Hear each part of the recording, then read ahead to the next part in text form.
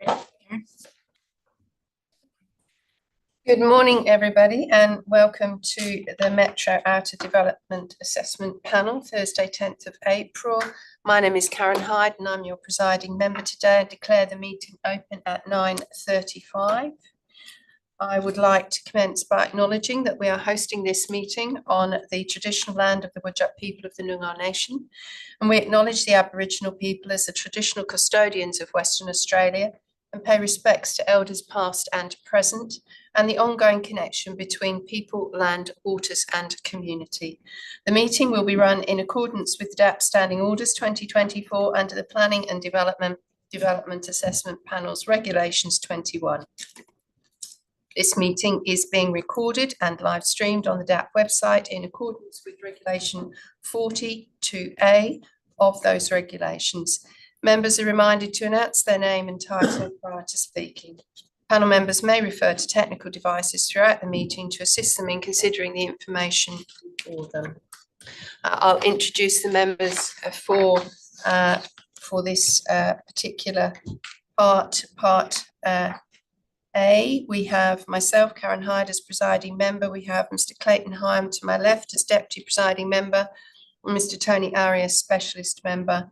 Councillor Bronwyn Smith and Councillor Jackie Huntley, local government DAP members from the City of Wanneroo. And later for part C, we will be joined by Councillor Mark Jones and Councillor Dawn Jecks, local government members from the City of Rockingham. Apologies, we have an apology from Councillor Lorna Buckham, local government member from the City of Rockingham. Item 3, members on leave, we have none. And item 4, noting of minutes, previous minutes are available on the DAP website. To commence with part B of our agenda for the City of Wanneroo, I'm first seeking a declaration of due consideration that all panel members please could confirm they've duly received all documentation contained in part B of the agenda and part B related information, and noting that there were R13 direction responses received on the 4th of April for both items 3.1 and 3.2. Could I have a show of hands, please, to demonstrate due consideration? Thank you very much. Due consideration given by all. I move then to disclosures of interest, and for item 3.1 we have a disclosure of interest from Mr. Hyam, who has declared an indirect pecuniary interest due to some shareholding. And Mr. Hyam will leave the meeting for that particular part of the agenda. And a second declaration from Councillor Jackie Huntley for 3.2, again, an indirect pecuniary interest associated with her connection with a wildlife association. And again, Councillor Huntley will leave the meeting for item 3.2. So at this point, we say farewell to Mr. Hyam. We'll draw you back in for the next item. Did panel members have any other declarations of interest that they wish to raise?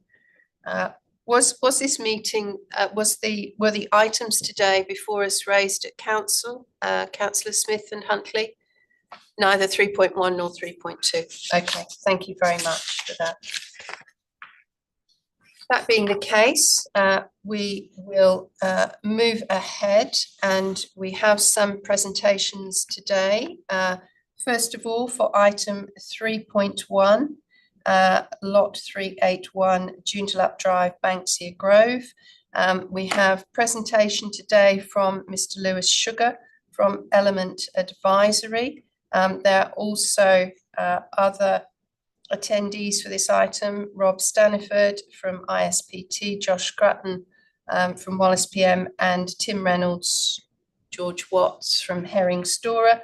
And once we've had those presentations on behalf of the applicant and dealt with our questions, we'll refer to the officers from the city. And today we have Nick DeVikas, Ahmed Nasser, and Dori Jansen van Rensburg, and we'll refer to those afterwards. So first of all, I'd like to invite Mr. Sugar to come forward to make his presentation. I've allowed you 3 minutes. There's been no extension granted, and so I would encourage you to draw our attention in your 3 minutes time frame to the key matters. then I'll invite panel members to ask you questions. So I'll remind you when you're close to time. Thanks, Karen. Hello, my name is Lewis Sugar. I'm an associate at Element Advisory, speaking in support of the proposed Banksia Grove Shopping Centre redevelopment. The notion of developing the remaining areas of ISPT's land holdings has been investigated for a number of years, and this application seeks approval to deliver high-quality staged development outcomes in the remaining areas of the site, responding to market demand and interest generated from various tenants over time. To support the development being delivered in stages, it's important that the conditions of approval allow for this to occur with flexibility to accommodate minor changes that may result from a tenant's future needs. We're broadly supportive of the city's report and the majority of the recommended conditions. However, as outlined in the deputation request, minor amendments are sought to the wording of several conditions. We have discussed our requested amendments with the city earlier this week. We have supported our requested changes to conditions 10, 12 in part, 13, 14, 15, 17, 18, 19 and 20, and advice note 2. After discussing the remaining conditions with the client this morning, this now leaves one condition which we're seeking amendments for, and that is condition 6, to remove the arbitrary tavern operating hours, as a tenant may be wanting to do a breakfast serving in the morning before 10 a.m. We feel that it's more appropriately considered through the revised acoustic report, which is required as part of a condition, as well as an operational management plan, also required as part of a condition. So therefore, condition 12 and condition 1, we are no longer seeking amendments to those conditions. To enable the proposed development successful delivery in stages, we respectfully seek the JDAP support to adopt the amendments requested, both those agreed with the city and those still under consideration. Myself, Rob Staniford from ISPT, Josh Scotton from Wallace PM, Tim Reynolds from Herring Storer, and Darren Levy from Ewolf and Associates are happy to answer any questions you might have. Thank you, Mr. Sugar. I'll refer to the elected members on screen and see if they have questions of you or your other associates. Councillor Smith, did you have any questions of the presenter or others? Not at present, thanks. Thank you. Councillor Huntley, did you have questions? Not at this stage, presiding member, thank you. Thank you. Mr. Arias, did you have questions? Perhaps a clarification. You, in terms of the recommended conditions, you indicated the level of support for the changes. Condition 6, the city don't support the change. Can you clarify what your preferred position is? Yes, I can. So when the application was lodged, we didn't set out operating times. A tenant hasn't been walked away yet, so the tenant would need to decide what their operating hours may be. And of course, we still need to provide a revised acoustic report, an operational management plan, which we work with the tenant, as well as a licensing process that needs to occur. Notwithstanding those factors, 10 o'clock, it's quite common for taverns to operate in the morning and serve a breakfast. We're not necessarily seeking to go past midnight at the moment, but to allow for flexibility to do a breakfast serving, I think is appropriate. The acoustic report hasn't drawn any attention to noise issues. The nearest residential dwelling is approximately 65 metres away, and it's all fixed glazing, hard walls on that side of the tavern along Joondalup Drive. So all we're seeking really is for a wording change at the end of the condition, and I apologise this has been sent to you before, but really at the end of the condition all we're asking is comma, unless otherwise agreed by the city. That would allow us for some flexibility to allow the tenant to operate earlier than that time currently listed. And at this point, the city hasn't considered that change? They have not, no, sorry. So before this meeting, we're seeking for that to be deleted entirely and to allow for the flexibility or the confirmation of the opening hours to be considered through the revised acoustic report and the operational management plan. Okay. Presiding member, yes. A further question on conditions. You will have noted that the city has agreed with quite a few of the proposed condition changes, but there's also modifications to some of them. Are you in agreement with their changes? Yep, we agree with the changes that the committee have made. Yep. Thank you. So just to follow, for clarity's sake, from Mr. Arias's question, that would include the city's proposed wording for condition 12 and for condition 20. Condition 12 deals with landscape and condition 20 deals with graffiti. Yeah, that's correct. We're happy for the city's changes to be adopted. Great, thank you. Any further questions of the applicant or his associates? Nothing further? Okay, well, with that, we might thank Mr. Sugar. May come back to you if there's any issue when we speak to the city officers. But at this point, I'll invite panel members if they have any questions of the city officers. And I think we've got Nick Devekis, Ahmed Nasser and Dori Jansen van Rensburg available for questions. City officers, were there any points that you wish to clarify or any comments you wish to make after that presentation, or are you happy just to go to questions?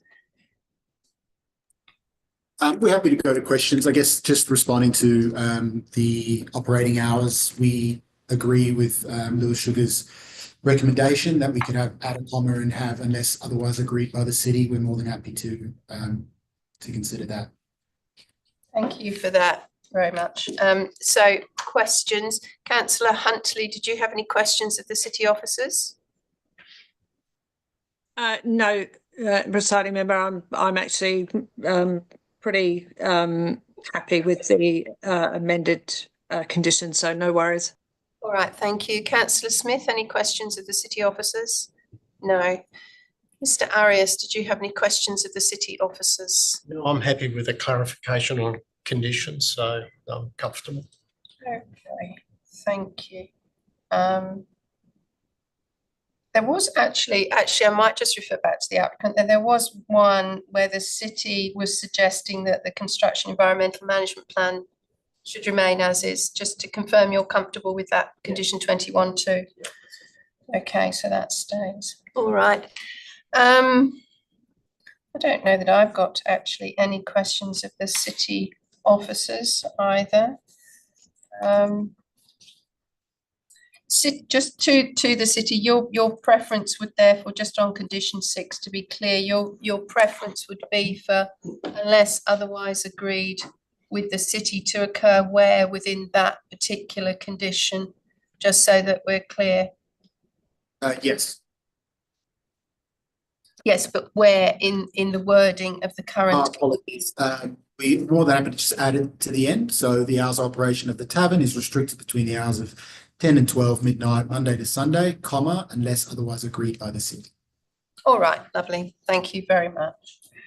There being no further questions, we'll go straight to the item, and we will take the recommendation first and foremost as proposed in the responsible authority report, and then we can deal with all other matters as a result of seeking amendment to that primary motion. So do I have a mover, please, for the primary motion as contained in the RAR? Would you like to move it, Mr. Arias? I'm happy to move. Mr. Arias is happy to move. Do I have a seconder, please, for that motion? Thank you, Councillor Huntley. Mr. Arias, would you like to speak to the motion, please? Presiding member, before I do that, just a clarification. In terms of condition 1, Yes. there was R13 requests.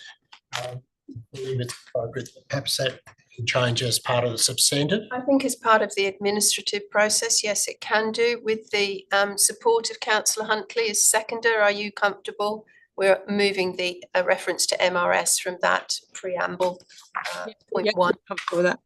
Thank you. Taken as needed. Thank you. Thank you, presiding member. As I said, I'm happy to move and support the application. In terms of the reasons for that, based on the zoning under the town planning scheme, the uses identified are discretionary uses and therefore capable of approval. I believe the proposed development is consistent with the planning framework. There's been a significant amount of work done around the district centre and various structure plans, which clearly focus on sort of broad commercial use of the site. And I believe that the proposed uses would ordinarily fit within the classification of commercial and centre. Obviously, the uses are within the existing shopping centre, and I think given that context and the existing uses, I think the extension to provide shop, restaurant, tavern, liquor store is an appropriate context. Interestingly too, in terms of the consultation, and not that we measure the support of a proposal simply on numbers, but it is worth noting that there's a significant number of submissions in support. And that's an unusual situation, which might reflect that it's well located and there is good support for it. In terms of the design itself, obviously there's been a few iterations through the design review panel, and changes have been made, which I think sufficiently address the DRP comments. I know the panel's being asked to accept a short touring car parking, but I think once again in this context, it's valid to use reciprocal uses between the various uses. So on that basis, I'm prepared to support. Thank you, Mr. Arias. Councillor Huntley, did you wish to speak to the motion? I need to say I am very happy to see an intersection between the shopping centre and Ghost Gum Boulevard. That's been something that's been a bugbear, I think, of most of the residents who live there. And just to see that the front edge actually be redesigned, and a swim school. So I think the community are going to benefit from this immensely. So happy to support it. Thank you, Councillor Huntley. Did Councillor Smith wish to speak to the motion?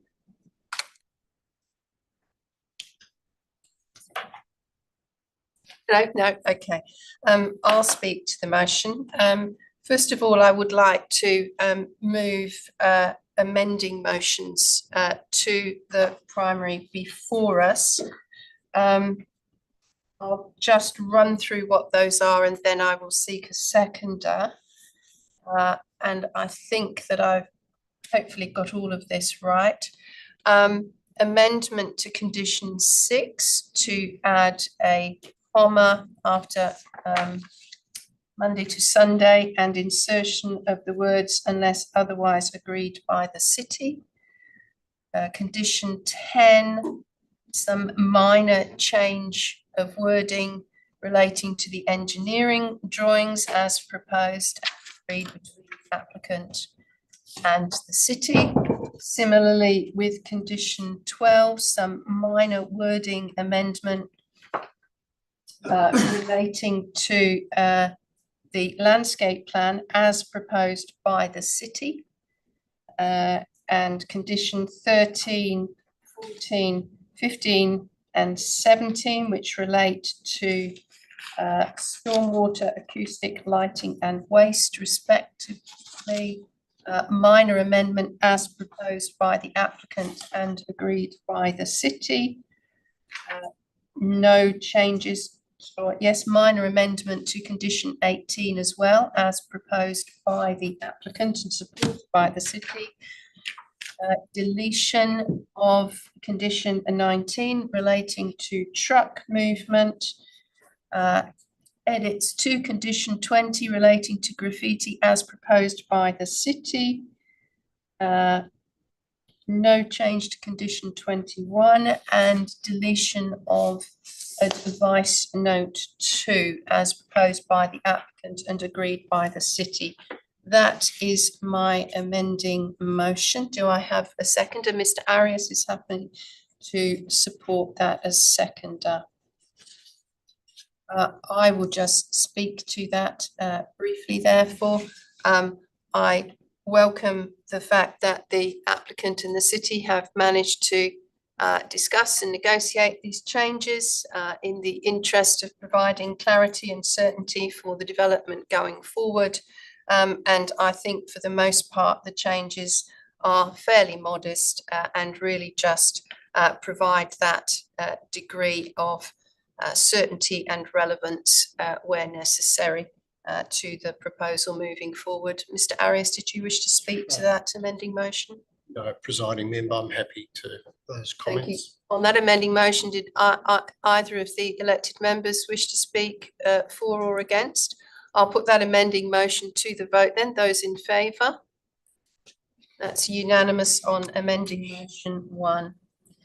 I don't have any further amending motions to put forward. However, I will speak to the substantive as amended. I think the land uses and scale are certainly consistent with the urban zone and of the scheme and the centre zone of the structure plans. Apart from the tavern, they're all D uses. It's been thoroughly reviewed by the DRP and the applicant has amended in response to comments received. I think the conditions of approval, now that we have amended them, are appropriately worded. I too, as per Mr. Arias, note that there was overwhelming support for this through the submissions from the community. I do note the concerns though regarding antisocial behaviour. However, I think increased activity and passive surveillance will dissuade some of that behaviour, and I also note that licensing aspects are subject to additional controls beyond planning, and in addition we have in place a requirement for an operational management plan, which I think also will provide a degree of control. Traffic and parking have been assessed and considered acceptable. And in regard to other potential uses which were proposed by some submitters, that's not for us to determine. We have to look at things within the context of the established planning framework. So I'm comfortable, having looked at the technical reports, that there's minimal impact from the changes proposed, whilst enhancing the general amenity and community and economic benefit for this area. My only concern was with the level of shade in the car park and the use of shade structures as opposed to trees, but I understand that that is a commercial decision. But I do note that to balance that, there is extra landscape, albeit at this point not continually tree planting, but certainly additional landscape. So with that, I'm very comfortable to support the development and thank the applicants for bringing that forward. Councillor Smith, did you wish to speak to the motion before we close debate? Okay. Mr. Arias, as mover, would you like to close debate? Presiding member, no. I think my comments made earlier stand. I'm happy to debate. Very good. We'll put the matter to the vote then, the substantive as we have amended it. Those in favour? It's a unanimous decision. Thank you very much. That brings the item to a close. And at this point, we must thank Councillor Huntley and say farewell. You're excluded from the next item, and we thank the applicant and their representatives for coming in and presenting to us. Thank you. City officers remain with us because we have another item for the City of Wanneroo.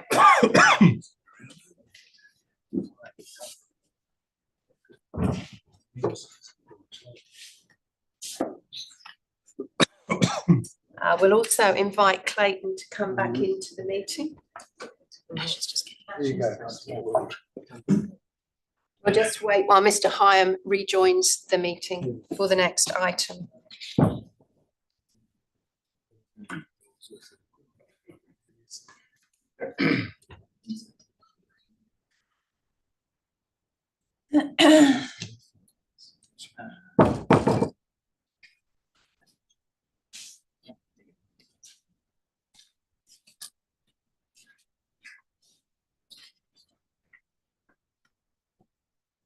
Just be a minute. Oh, okay. Do you need to come for a break at this point? You're right. We're just waiting for Clayton to come there.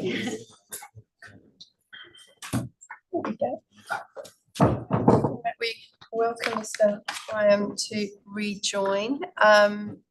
Did we do declaration of due consideration with you? We didn't, did we? We did before you left? Yes, okay. All right. This is really confusing me.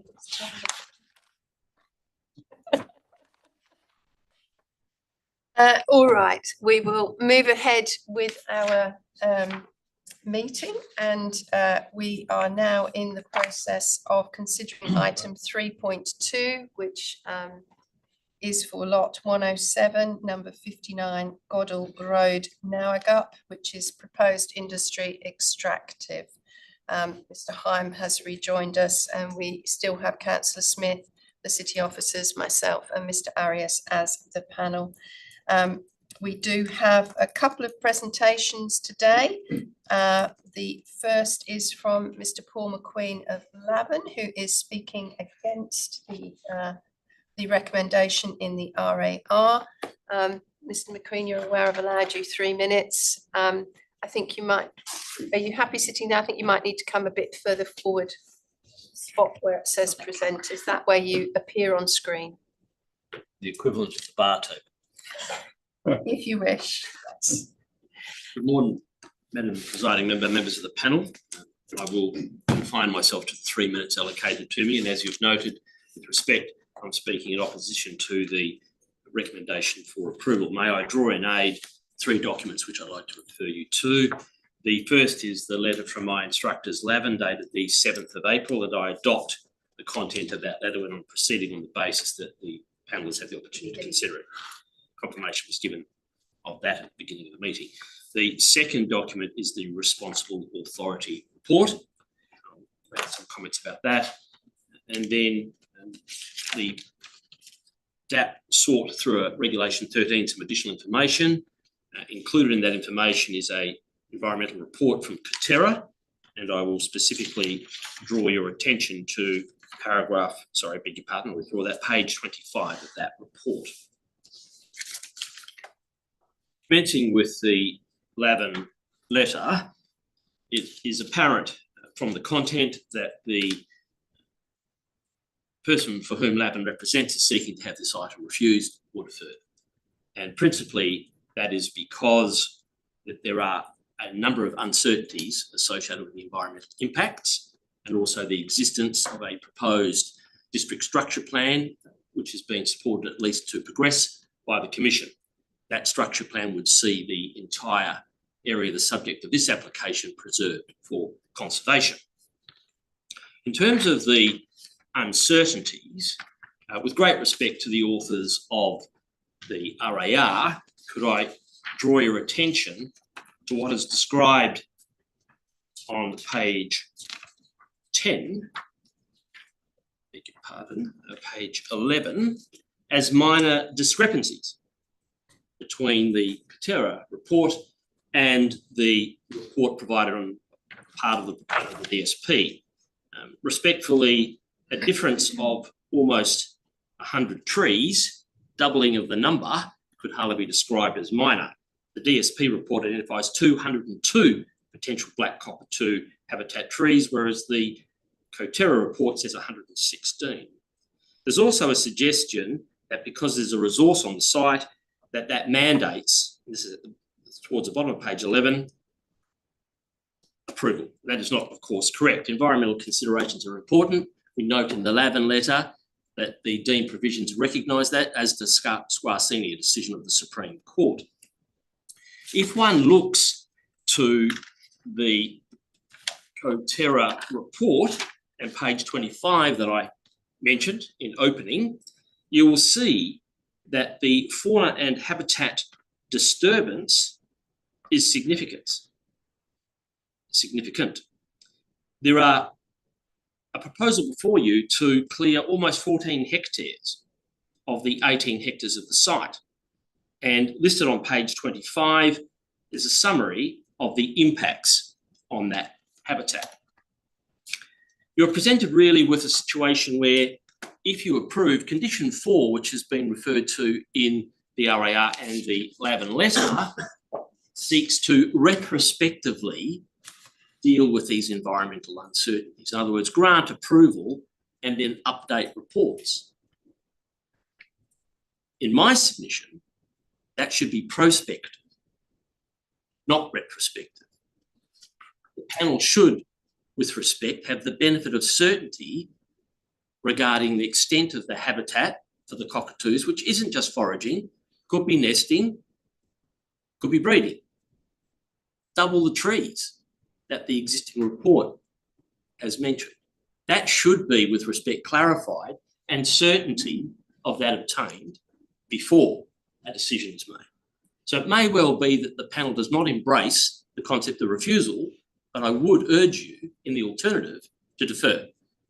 That principle of deferral in this situation of environmental uncertainty, as contained in the Lavin letter, is entirely consistent with the law. We refer you to the Chief Justice decision in Telstra and Hornsby, where in the event of uncertainty and lack of scientific evidence, deferral or refusal are regarded as appropriate. You're close to your 3 minutes. And for those reasons, I would ask you, consistent with the decision of Wattleup, which embraces Telstra and Hornsby, to either refuse or defer. Thank you, Mr McQueen, for your presentation. I'll invite panel members to raise any questions with you. Councillor Smith, do you have any questions of this presenter? No, thank you. Mr Arias, do you have questions of this presenter? Yes, I do. In your submission, you make reference to the DSP report. Yes. And the question was around your description of the DSP report. Obviously, that information, in the context of whether it is in fact a DSP, can you sort of clarify your reference?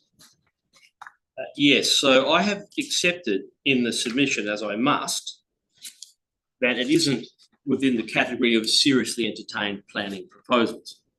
However, both the RAR on page 6 and the Lavin submission make the point, rightly so, that it's still a relevant consideration because it represents a potential significant change in context for the area, where you move from a situation of rural to potentially urban, where this significant asset will be preserved entirely for conservation. And that is why it's relevant. Yeah. And thank you for raising that point. And it was sort of the direction I was going. Obviously, the WA Planning Commission has made a decision to consider potential urbanisation, and you would know the planning process in detail. There are many steps to arrive and a lot of work to be done to get to that position. And question is, what regard should this panel have in terms of that DSP report that you referred to? The extent of relevance in my submission depends upon the disturbance which is likely to occur as a consequence of this proposal relative to the outcome sought through the DSP. In other words, if the fundamental component of the DSP, in this instance being the preservation of the site, was only going to be marginally impacted, then one may not focus too much on the proposed DSP. However, where a district structure plan document, supported at least for progression by the Commission, seeks to retain the 18 hectares of vegetation suitable for habitat for an endangered species, and the proposal counter to it, if approved, will remove that habitat, then the significance of that disturbance in the context of the DSP becomes important. And as I say, those matters can be considered through deferral of this application. It might ultimately still be approved in a different form, but the DSP, as it's currently presented, is fundamentally inconsistent with this proposal. Presiding, one further question. Thank you for that. Mr McQueen, the other question is, I note your comments about the environment being appropriately considered as a planning decision or planning outcome. In this context, potentially the matter will be assessed more fully, either through the EPA or the EPBC process, which is outside the planning framework. And whether or rightly those agencies, and this panel often deals with that issue where there's a separate decision-making body to this panel. But you would suggest differently. I'm not suggesting that those processes are anything other than independent in terms of the approvals. I'm not suggesting that. But what I am saying, and it's borne out in the RAR, those approvals haven't been obtained and those processes haven't been commenced. This isn't a strategic planning proposal. This is a DA. The DA seeks to remove the habitat, and that is a fundamental and important environmental consideration. It actually supports my argument. The lack of assessment and the lack of approval for the removal of the vegetation enhances the uncertainty and supports the need for at least a deferral, if not a refusal. It doesn't dilute it. So although you're not the custodians of those approvals, you are the custodians of whether or not to approve this, and the environment is a fundamental consideration as per the deemed provisions, as per the cases. Thank you. Thank you. Mr. Home, any questions? Thank you. Mr. McQueen, do you think it odd that the DSP conclusion in environmental terms and the Katira report are at odds? It seems strange that one's arrived at one point and the other one entirely a different point. Well, I find it troubling as opposed to strange. And the explanation for it is in the papers. And that is the level of detail and rigour applied to the DSP report is significantly greater than that used in the Katera report. As opposed to base mapping, you've got drone imagery. And so what's happened is that the DSP and the underlying environmental report have taken a much more, and no disrespect to Katera, but they've taken a much more rigorous approach to identification of habitat. And that's why we've ended up with over 200 trees compared to 100. So that's a fundamental plank in my argument about our uncertainty leading to pause, defer until that can be resolved. And it reinforces the point I made with respect to condition 4 doesn't allow that, because it's saying, well, grant the approval, then look at it. It should be the other way around. Just to clarify, Mr. McQueen, your client sits outside of the area currently proposed for the DSP? It is a nearby neighbour with an interest in the Indeed. DSP. And in close proximity to the proposed extraction development proposal? Yes. Thank you. So I would suggest that there's a clear legitimate interest associated with that concern, and it would meet the Australian Conservation Foundation test by the High Court. Thank you. In terms of the weight to be given to this notion of a district structure plan, having read through the Commission's report and that presented to the Commission in November, it would appear that there's still quite a lot of work to be done to make ready that DSP for public advertising, and that the representatives and proposed authors of that DSP have actually worked only perhaps, I think it said, with about 70% of the landowners. So there's still a number of landowners within that DSP who have still to provide their comment, I suppose, on that when it is publicly advertised. So my question is around what level of, because I'm picking up language from you that would indicate there's a level of certainty around the DSP in terms of that particular plan, which shows this area as conservation. And I don't dispute that that's what the plan shows because I've looked at it. But I just wonder how much change might occur and how the level of certainty around that process between what we see before the Commission and what eventually then becomes potentially a seriously entertained document in the planning framework. I acknowledge, as I must, that there could be changes to the DSP through the process.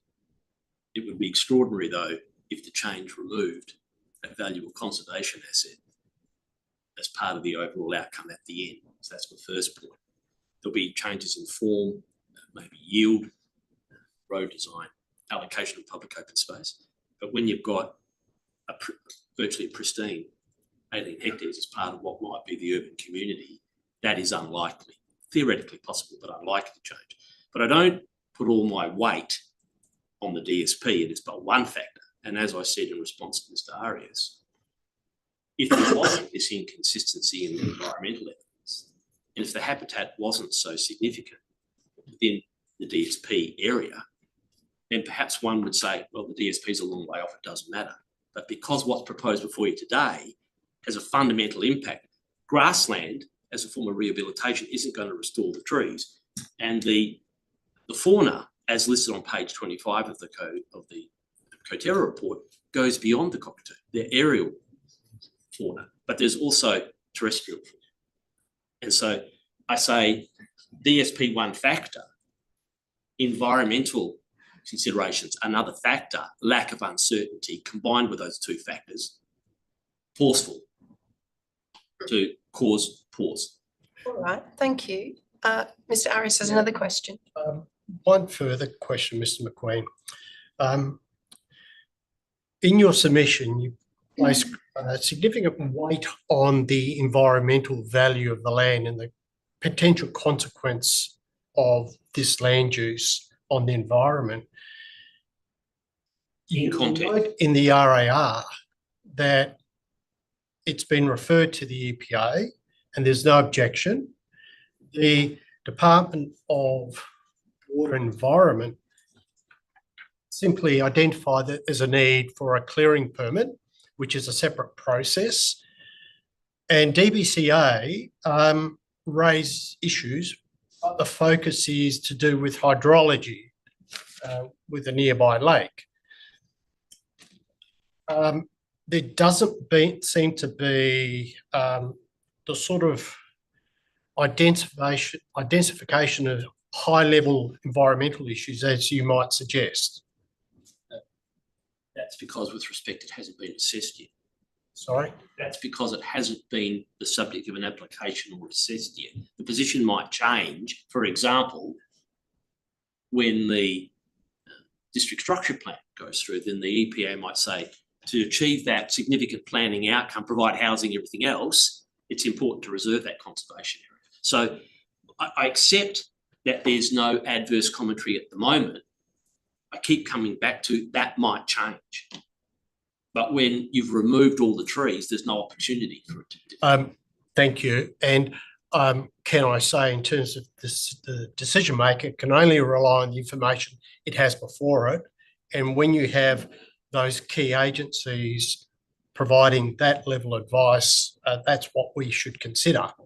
But that's a comment, not a question. So I'll respond to that. So yes, you're entitled to rely on the information for you, which in the RAR discloses the uncertainty regarding the two environmental reports. What you cannot do is presume that the fact that other agencies haven't assessed it yet or made decisions on it means there's no impact. So there's a big distinction between no advice from them and the possibility of adverse. Thank you very much. Thank you. Any further questions of Mr. McQueen? We'll let you go. Thank you. Thank you very much. Our next presenter is Mr. Daniel Lewis of Element, and I think you have brought with you Stephen Elliott of Urban Resources and another colleague. Is that correct? Sasha from Hato owes an apology. His written advice provided. Right. Christian is also here, sitting in attendance. From Element. Do you have anybody from Coterra? No. as you would have heard, I've allowed you 3 minutes. If you could draw our attention to the pertinent points, thank you. Thank you, Madam Presiding Member. Thank you for the opportunity to speak on this item 3.2. I'd like to thank the City of Wanneroo, particularly for the preparation of their RAR and also their recommendation for refusal, but also their approach in the past week, particularly around the minor modifications that we've sought. And I'd like to briefly touch on them quickly with the panel before seeking an opportunity to respond to the previous presentation and address some of the concerns that have been raised. Just briefly, condition 4.f, we requested that this to be removed. In discussions with the City of Wanneroo this week, their real concern is around managing the existing vegetation outside of the quarry, and we'd be happy for that to be removed. So F is shown to be removed. We've agreed with the City of Wanneroo to change condition F to be an appropriate weed management strategy be included within section 4, table 4.1. Weed management is currently in there, but the City of Wanneroo would like that to be expanded in more detail, which we're more than comfortable to do to their satisfaction. Discussions have been ongoing around condition 6 and the groundwater investigations. Again, the City of Wanneroo appreciate the advice that we've received and the data. For the Can we not have speaking, please, whilst we're listening to a presenter? Thank you. That's the second time that I've had to notify. Thank you. So just on condition 6, the advice that's been received, and it's enclosed in our submission, but NAWAGUP is actually managed by DWER with the water levels. So there's a big data study around that in 2015.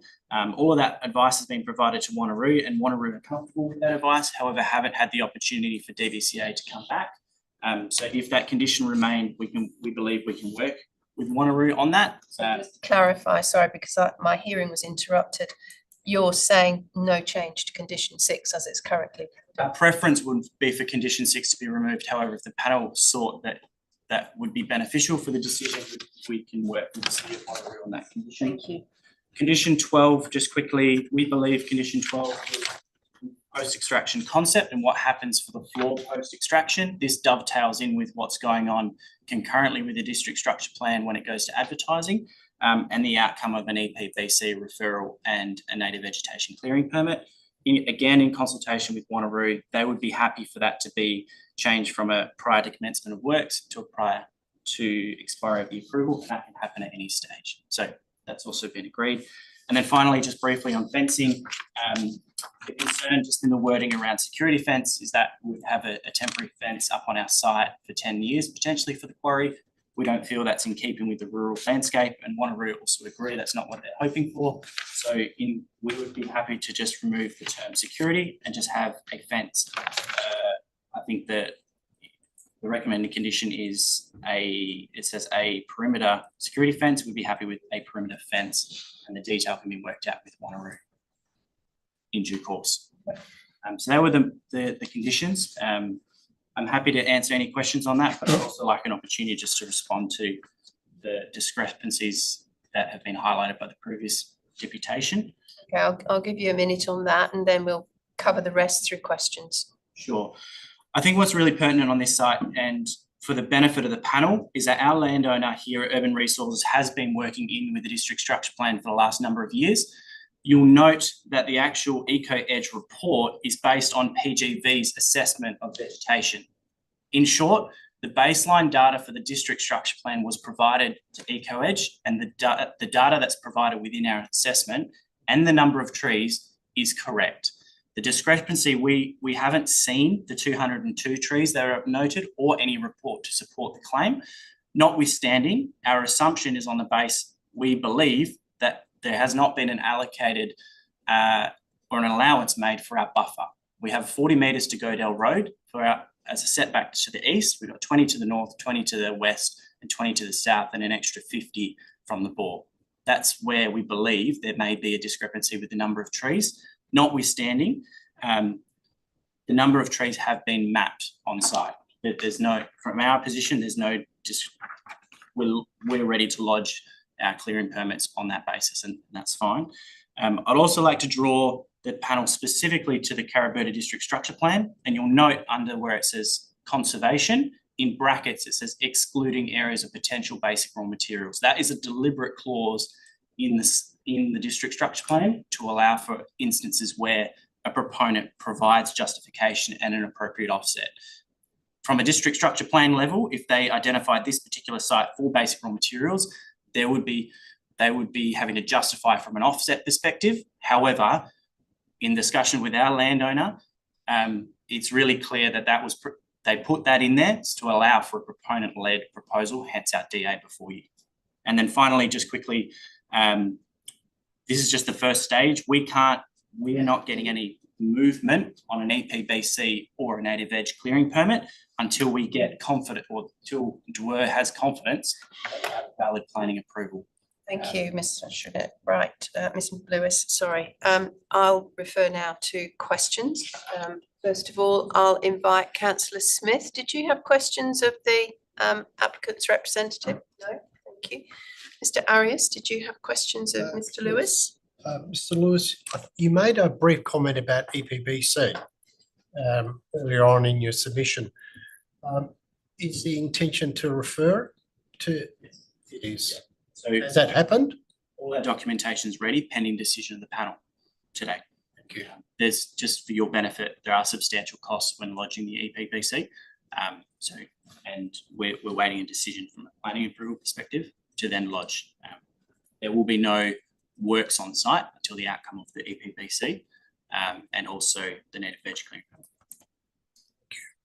Thank you. Mr. Hine, questions? Thank you. So, what's your comment on the suggestion by Mr. McQueen that, in effect, what he's saying is that this is premature and that we should be, particularly in relation to condition 4, we should be waiting until we see what the updated version comes up with? Yeah, so if I may, so condition 4 specifically refers to a local planning policy about fauna management. This fauna management, the matters that are listed here, in our opinion, are not substantial. It's just standard management practices in order to deal with fauna as part of a part of clearing and then management thereafter. So as part of a native vegetation clearing permit, there's a fauna management plan that gets lodged. So in all fairness, that work's already been done. We just didn't lodge it as part of the DA. So that could be very easily done and provided to the City of Wanneroo. And in their assessment, so that's the upfronts part. Part E around decommissioning, it's pretty common for there to be a rehabilitation condition on an extractive industry. That's pretty stock standard.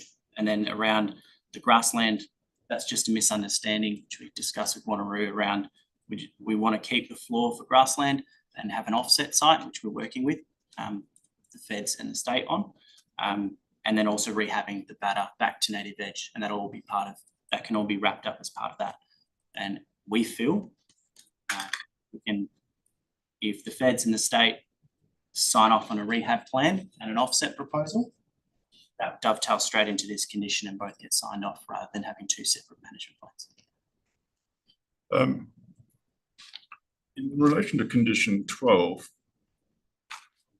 trying in my mind to understand how that dovetails with the structure you referenced, that might be the guiding document or the context in which concept plan is placed. But if the guiding document says it's conservation, albeit with asterisk,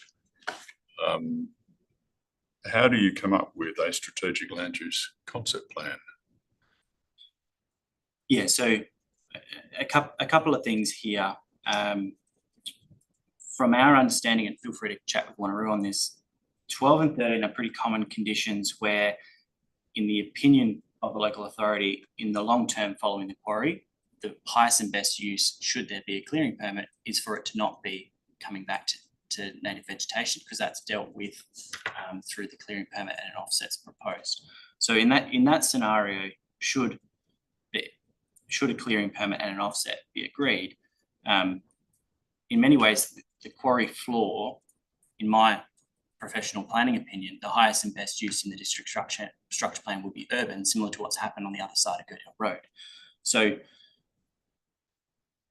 in that context, we believe that 13 works best with 12 insofar as you work prior to completion, you work out what the long-term and land use is going to be on site in a concept plan.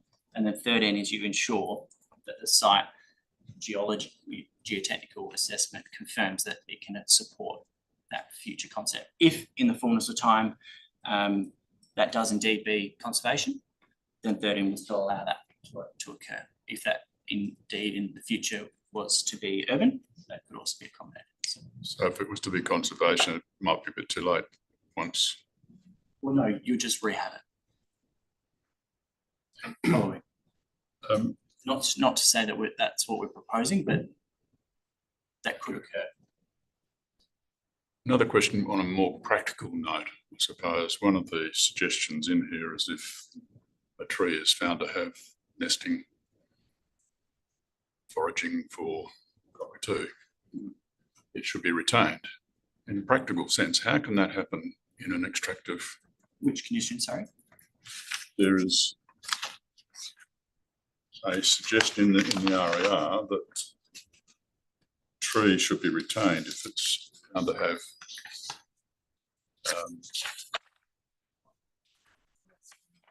nesting. Yeah, so So how does that work in a practical sense in a practical industry area? yeah, so just to be really clear on this one, the number of trees that have been identified are foraging habitat, which is the majority of the site. There are five trees with potential hollows. None of them, to our best of our knowledge, has nesting or nesting has. So in the scenario where the 5 trees that do have hollows, the intent as part of the clearing permit is to actually, where possible, take the hollow and relocate it and put it on another tree. If you've got a tree and you've got a parking out, it's got a bit of a hollow, that gets cut off and gets attached to another tree. And artificial hollows are located in the surrounds. Yep. And specifically, there's a period of time, cockatoos will nest for a period of time and then won't go back to that site for a year. So if clearing, and this is what DBCA has advised, that any clearing of native veg can't occur during a nesting period, specifically for those trees, and that can be demarcated.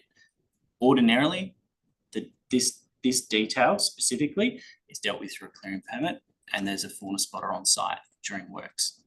It's condition 28 you were referring to. Do you have other questions? No. In terms of your client for this particular application, obviously it sits within the designated DSP and potentially within the core client group or core landowner group. Is the landowner still part of that group that is pursuing the DSP?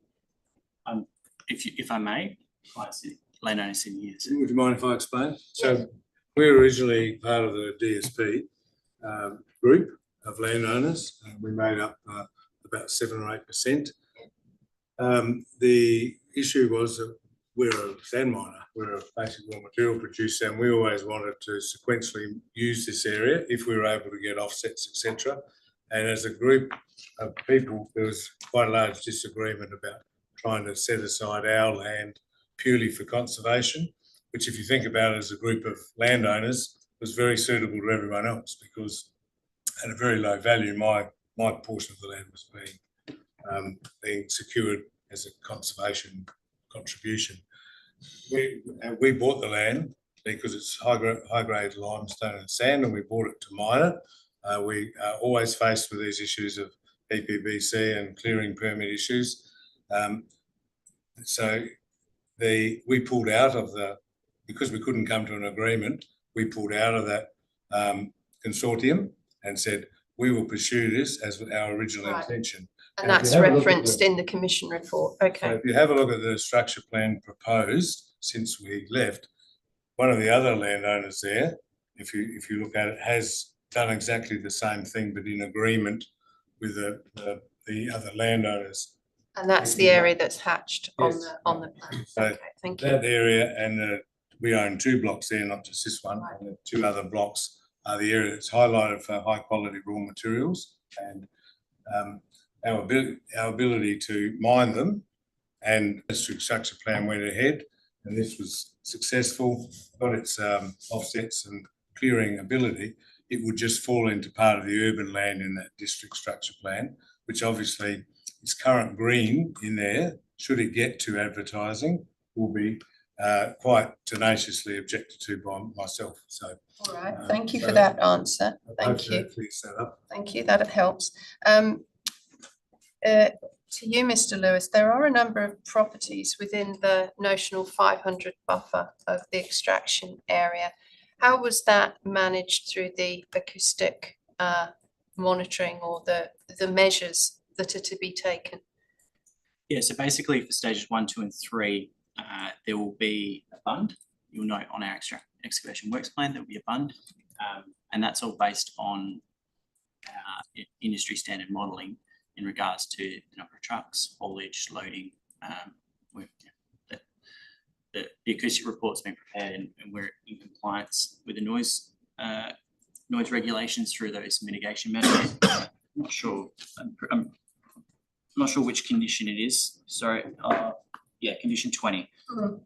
It talks about the requirement specifically for noise regulations at all times. And our acoustic report clearly demonstrates that we can achieve that. Okay, and that acoustic report includes not just the extraction, but the sorting and the crushing as well. So I don't have a copy of it in front of me, but That's all right, we have. Yeah, just for the benefit of the panel, if crushing exceeds a certain volume, it will require a works approval, which gets assessed by TWER separately. So if that scenario was to occur, that would be a separate works approval through TWER. Okay, understood. Any other questions of Mr. Lewis or his associates? No? All right, good, we'll let you go, thank you. So we will go to the item. Oh yes, sorry, we're going to go to the officers next, thank you, Mr. Hahn. We've got and Dory still available there. Did you wish to make any comment around the information provided by the presenters this morning, or are you happy to go to questions? Only some minor comments. Just wanted to say that thank you to Mr. Lewis for his presentation. We do actually fully concur with what he has said. He's pretty much outlined what we would outline if we were presented with the same questions.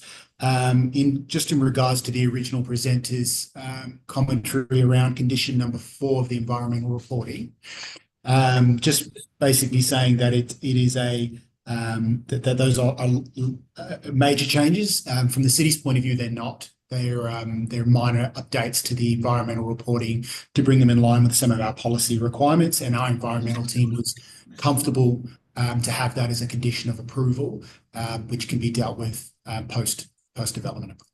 Thank you for that. I'll invite questions of you. Councillor Smith, did you have questions of the officers? Thank you. Maybe just a clarification from administration in terms of why deferral in regards to the DSP, working that out first is not necessary. Sure, and good morning, Councillor Smith. The district structure plan is a long process. There's a long process to go for the district structure plan to be formally adopted. There are many stages of assessment, advertising, modifications, and the like to go before the district structure plan is in place. The site is currently zoned as rural resource and is set aside as a significant geological site. under the relevant state planning policy for basic raw materials. So the city is comfortable for the application to go ahead. The other point is, I guess, is any district structure plan that sits over areas of significant geological supply or basic raw material sites would, in fact, factor that into the staging of the development through the district structure plan, which the very draft district structure plan currently does. As noted earlier by Mr. Lewis, the particular site is basically gives precedence to the basic raw materials of the site and the extraction of those prior, I guess, ahead of any environmental conservation.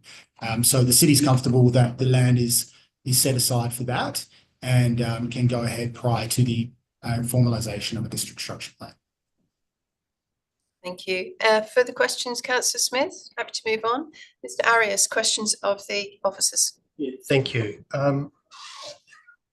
Probably a clarification in terms of some of the comments in the RAR around the external agencies. And I made reference to the EPA, DUA and DBCA. I just want to confirm, if you can confirm, in the RAR, the commentary applied to EPA is no comment. Can you confirm it is no comment rather than no advice?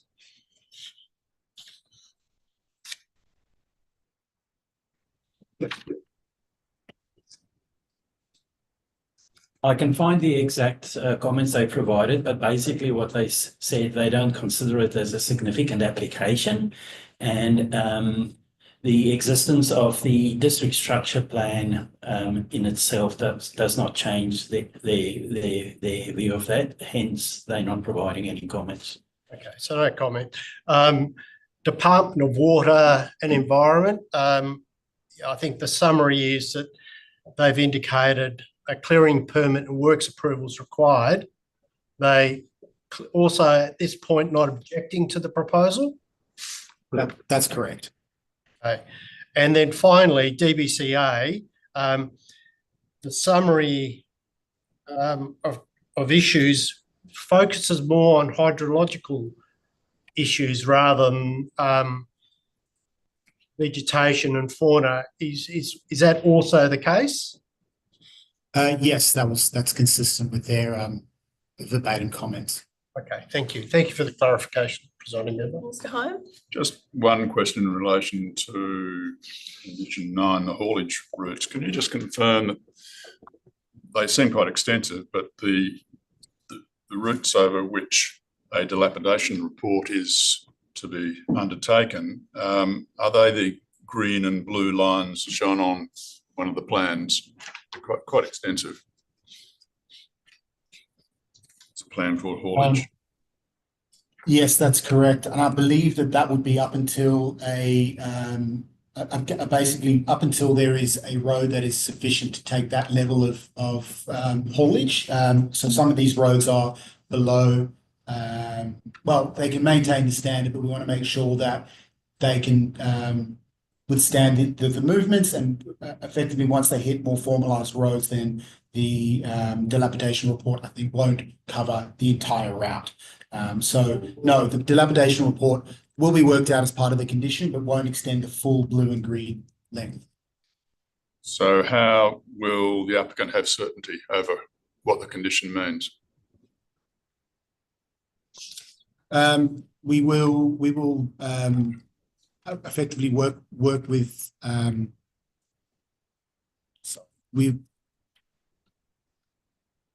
will work with our traffic team as part of the clearance of that condition and the applicant to determine the extent of the dilapidation. Thank you. Thank you. I have a question for you. The applicant raised a number of points on other conditions, and in their presentation suggested that there was agreement with the city. I might just invite your comment on those points. One was for condition 4F, which was to, I think, delete the current wording and put the words weed management in. Could you confirm if that is the case? Yes, we're happy for that change. That is the basis of that request to remove remediation to grassland was a concern around weed management and invasive species control. So the city is happy for that to be, I guess, condition F to be modified so that it says something along the lines of additional information being provided to address weed control in areas to be remediated to grassland. That would satisfy the city.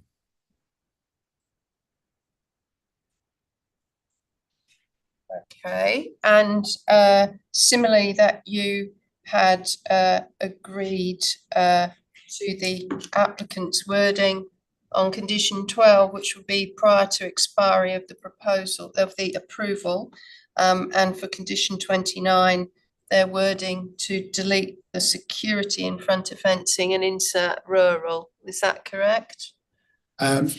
It's correct to the extent that we're happy to delete the word security, but not insert the word rural. Okay. Just delete the security. Generic fencing, yes, and you will determine that at that point. But with the previous one, prior to expiry of approval, you were comfortable with that? Yes. Oh, yeah. Okay. Thank you.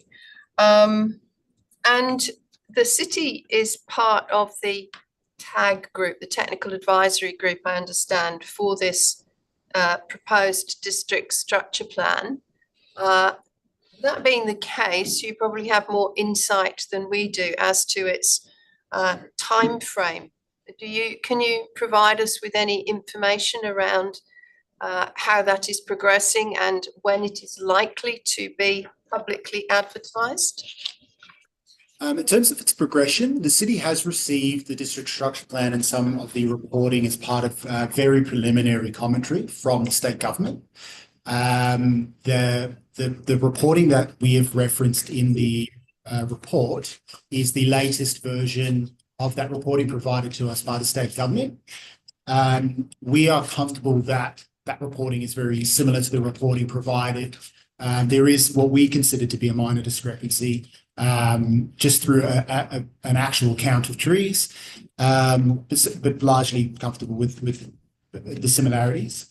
In terms of timing of advertising, I don't believe we've received anything from the DPLH or the state government yet to outline when it will be advertised. So we've only progressed it to the point that it has preliminary commentary provided. Right, thank you. And in terms of that discrepancy in the tree count, in your RAR, you talk about that being as a result of drone assessment, where we heard from the first presenter that it was their opinion that drone assessment was perhaps more thorough than what had occurred latterly. And yet we've heard from the second presenter that some of the baseline information was drawn from the similar source. So could you comment a little further on the commentary that you provided in the RAR? Yes, so the discrepancy in trees comes from an actual physical count of the trees mapped on site, but the areas of that have been considered threatened ecological communities, vegetation, important vegetation, or significant trees or habitat is largely the same in terms of its mapping. There were from our counts, slight differences in the trees mapped on site, but the areas where the trees are largely the same. But it's probably important to note that only one of the reports have actually gone through and had their veracity tested through an assessment, and that is the report that was put forward as part of this development application. We were able to assess that with our environmental team. We were able to refer that to relevant bodies, and they've also assessed and considered that as a sufficient report. We have nominally looked at the environmental reporting provided as part of the district structure plan, but that reporting hasn't gone through a formal assessment. So we are inclined to rely on the reporting provided as part of this application. Thank you for that answer. Any further questions of the officers? Okay, thank you for those responses. We shall now move ahead with the item.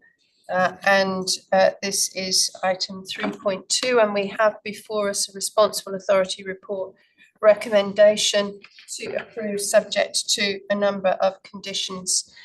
Do I have a mover, please, for that as the substantive motion? Thank you, Mr Arias. Do I have a seconder, please, for that as the thank you, Councillor Smith. Mr Arias, as mover, would you like to speak to the motion? Thank you, presiding member. I have to say at the outset, sort of a challenging item in the context of matters that this panel needs to have due regard for and raised through the presenters as well. But in supporting the RAR recommendation, the council's town planning scheme identifies the area as rural resource, and I think that's a significant consideration and something that, in my mind, has we should have serious regard for. The intention is rural resource is potentially to allow for the extraction of the material. There hasn't also been much discussion about SPP 2.4, Basic Raw Materials Policy, and it is a high order policy, and it does identify this area as a significant geological area. And the basis of that policy is to provide scope where it's appropriate for the extraction. And once again, as I alluded in my earlier comments, that it is something that the decision maker needs to have high regard for. And it is challenging in a place like Perth where there is growth to have these areas made available. And I think the current context provides that. The decision of the WA Planning Commission to identify this area as a potential urban area is also something that, even though it's not well advanced, it is something that requires some consideration, and whether the approval of this use prejudices that as an outcome. In my mind, it doesn't, given the timing or requirements of going through the planning process and extracting the material. So I'm comfortable with that. Probably the final consideration revolves around the environment. And once again, as the decision maker in the planning context, what regard should we place on the importance of this site for environment? And applying that, one of the things that determined my position on this is the fact that through the referral process, the key state environmental agencies haven't objected to the proposal. And from experience in other proposals, where they have significant environmental concerns, objections are raised. Now, the fact that the EPA hasn't raised any objection, WCA focuses on hydrology, which is appropriate, and DUA rightly point out there's a need for a clearing permit. There's no suggestion about formal assessment, and yet we've heard from the applicant that they will refer it to the EPBC for consideration. So on that basis, I think that from a planning perspective, it merits support, and I'm prepared to support the application. Thank you, Mr Arias. Councillor Smith has seconded. Do you wish to speak to the motion? Just to say that I'm satisfied with the report and the information given by different presenters and the city. Thank you. Thank you. Other speakers for or against? Mr Hyam. Thank you. My initial reaction was to, yes, I saw the conservation value there as very important, and my position going back yesterday, I suppose, when I was reading this material, was to say that I think this is premature. I think there's some environmental information there that seems to be missing. It seems to be at odds with the district structure plan reporting. But having listened to the comments made today, I'm now quite satisfied that the basic raw material needs and designations override that environmental value in this particular case. So I'm quite happy that the proposal can be approved. From my point of view, I believe the conditions there are sufficient to sort out any of the issues around noise and traffic.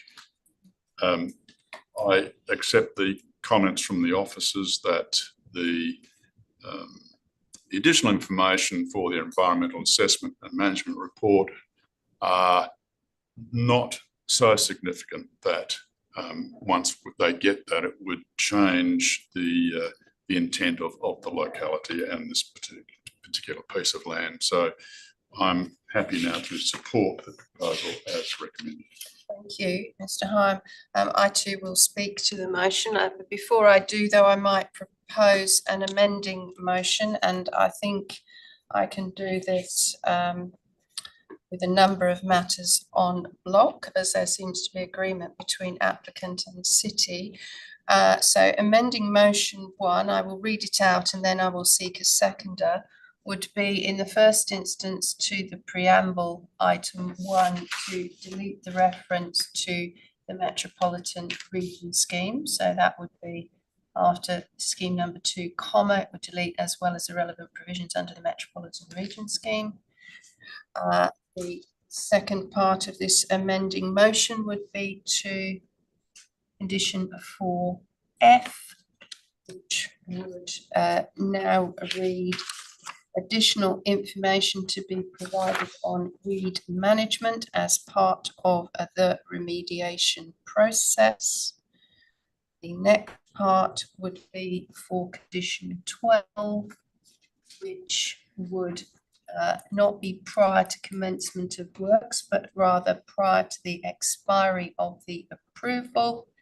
And the last part of this amending motion would be to condition 29, which would delete the word security.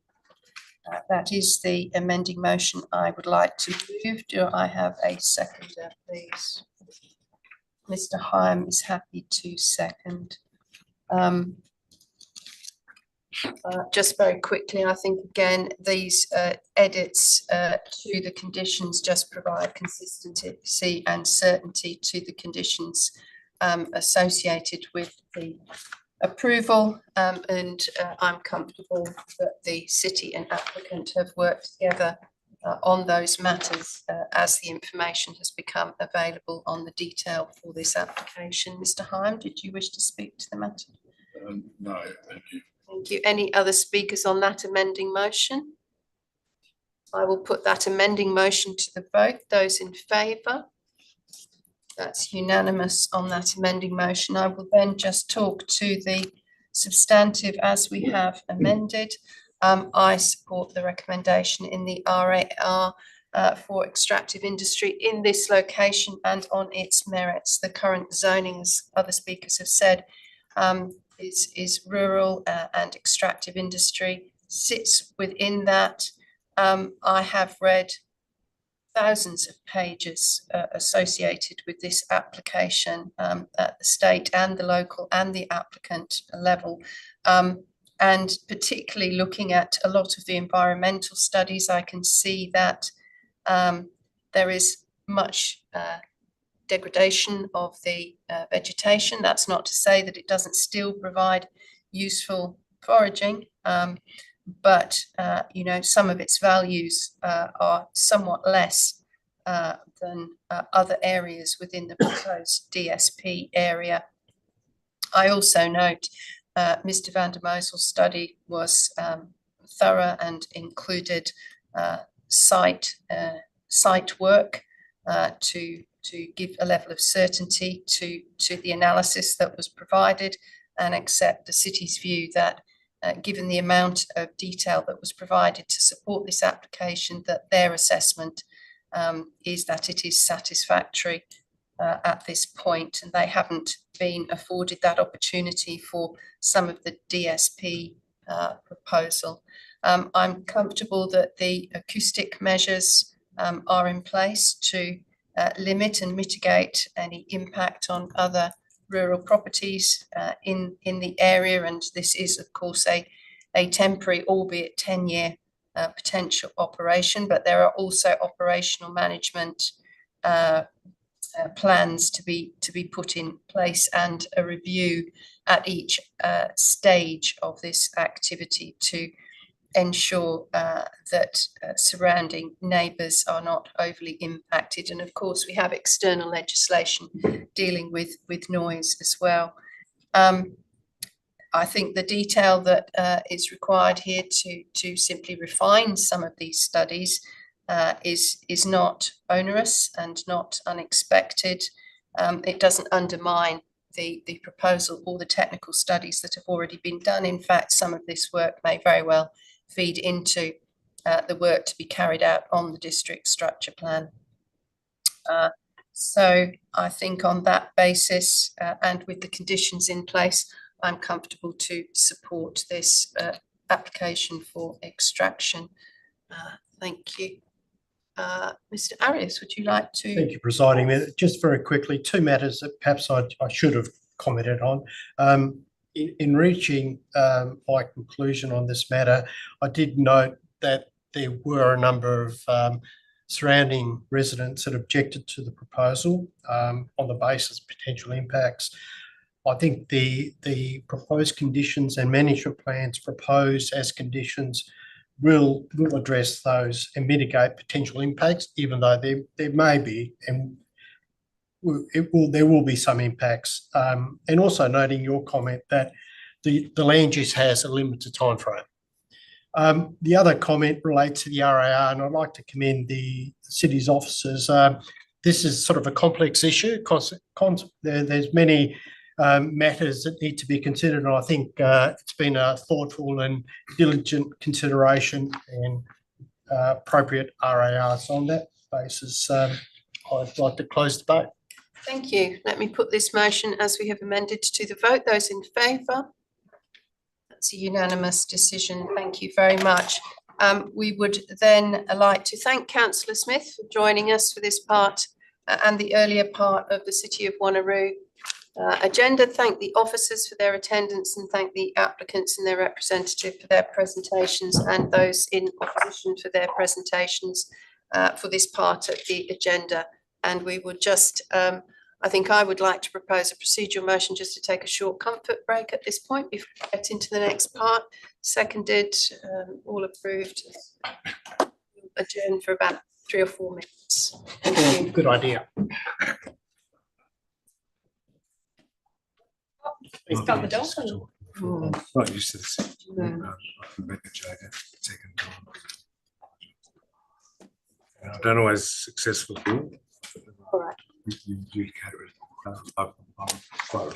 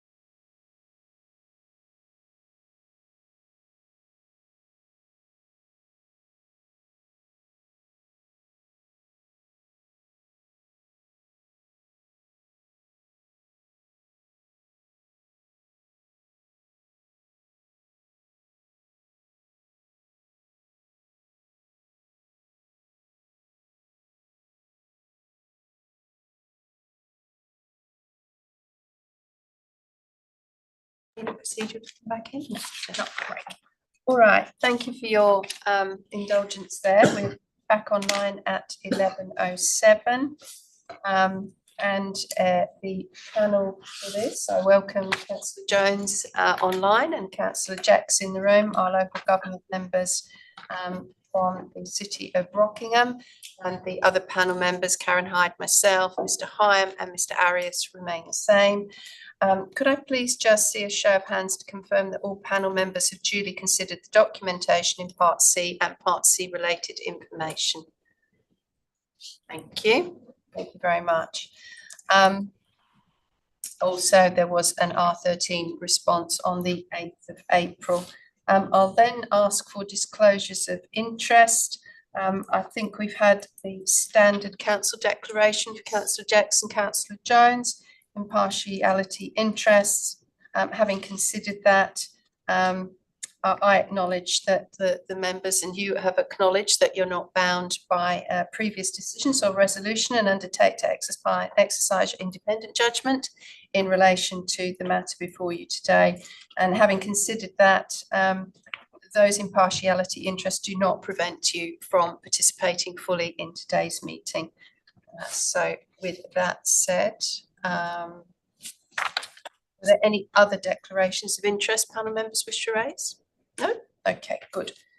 We'll move ahead with our item and presentations accordingly. And today we're considering a lot 1181, number 2 Daintree Street, Baldivis, for a proposed childcare premises. We have a couple of presentations today, and in accordance with the DAP standing orders, the presentations are limited to 3 minutes. And presenters are encouraged to focus on the main aspects within those 3-minute timeframes. After we have heard from the presenters for the application, I'll invite panel members to ask questions, and after that I'll invite members of the administration to come forward. They may have some commentary or responses they wish to make, and I will also invite questions of them too.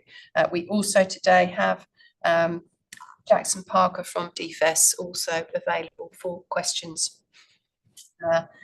First of all, we have Eva Cronin from Ecological, who is making a presentation against the RAR and in support of the application. Eva, would you like to go ahead? I'll let you know when you're close to your 3 minutes. Sure, just confirming that everyone can hear me okay there. Perfectly well, thank you. Lovely. Okay, good morning, Madam Presiding Member and panel members, and thank you for the opportunity to speak today to this item. Ecological Australia was engaged by the proponent to prepare the bushfire management plan and evacuation plan to support the development of the childcare premises. And today I would like to focus and speak to reasons pertaining to bushfire matters provided in the City of Rockingham's RAR for a recommendation that the proposed development is refused. So firstly, I'd just like to point out that the assessment and bushfire documentation has been prepared and reviewed by qualified bushfire practitioners with appropriate levels of accreditation. And as demonstrated in our BMP, the vegetation immediately west of the proposal clearly has a structure and fuel loads that do not reflect forest.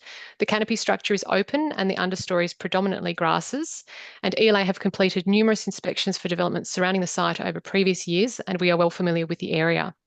Further, prior consultation with the city confirmed that no future revegetation is planned within the tramway. And as stated in our BMP, the area classified as woodland is considered to be at maturity, and regrowth of forest is unlikely. In terms of the broader bushfire risk context, I wish to highlight the tramway is approximately a 50-metre wide strip of vegetation with pathways throughout. And the proposal is surrounded by vast areas of urban development with significantly sized non-bushfire prone areas in very close proximity to the site. And I also wish to point out that much of the established and approved residential development east of the Baldivis tramway surrounding this site is based on prior BAL assessments, both recent and historical, that do assess majority of the vegetation in the tramway as woodland. With respect to inconsistencies with restrictive covenant, we believe that the intent of section 662 of the guidelines, the bushfire planning guidelines, is to be applied to the construction of habitable buildings. And condition 9 includes the following statement: no habitable buildings are to be built within areas identified as BAL 40 or flame zone.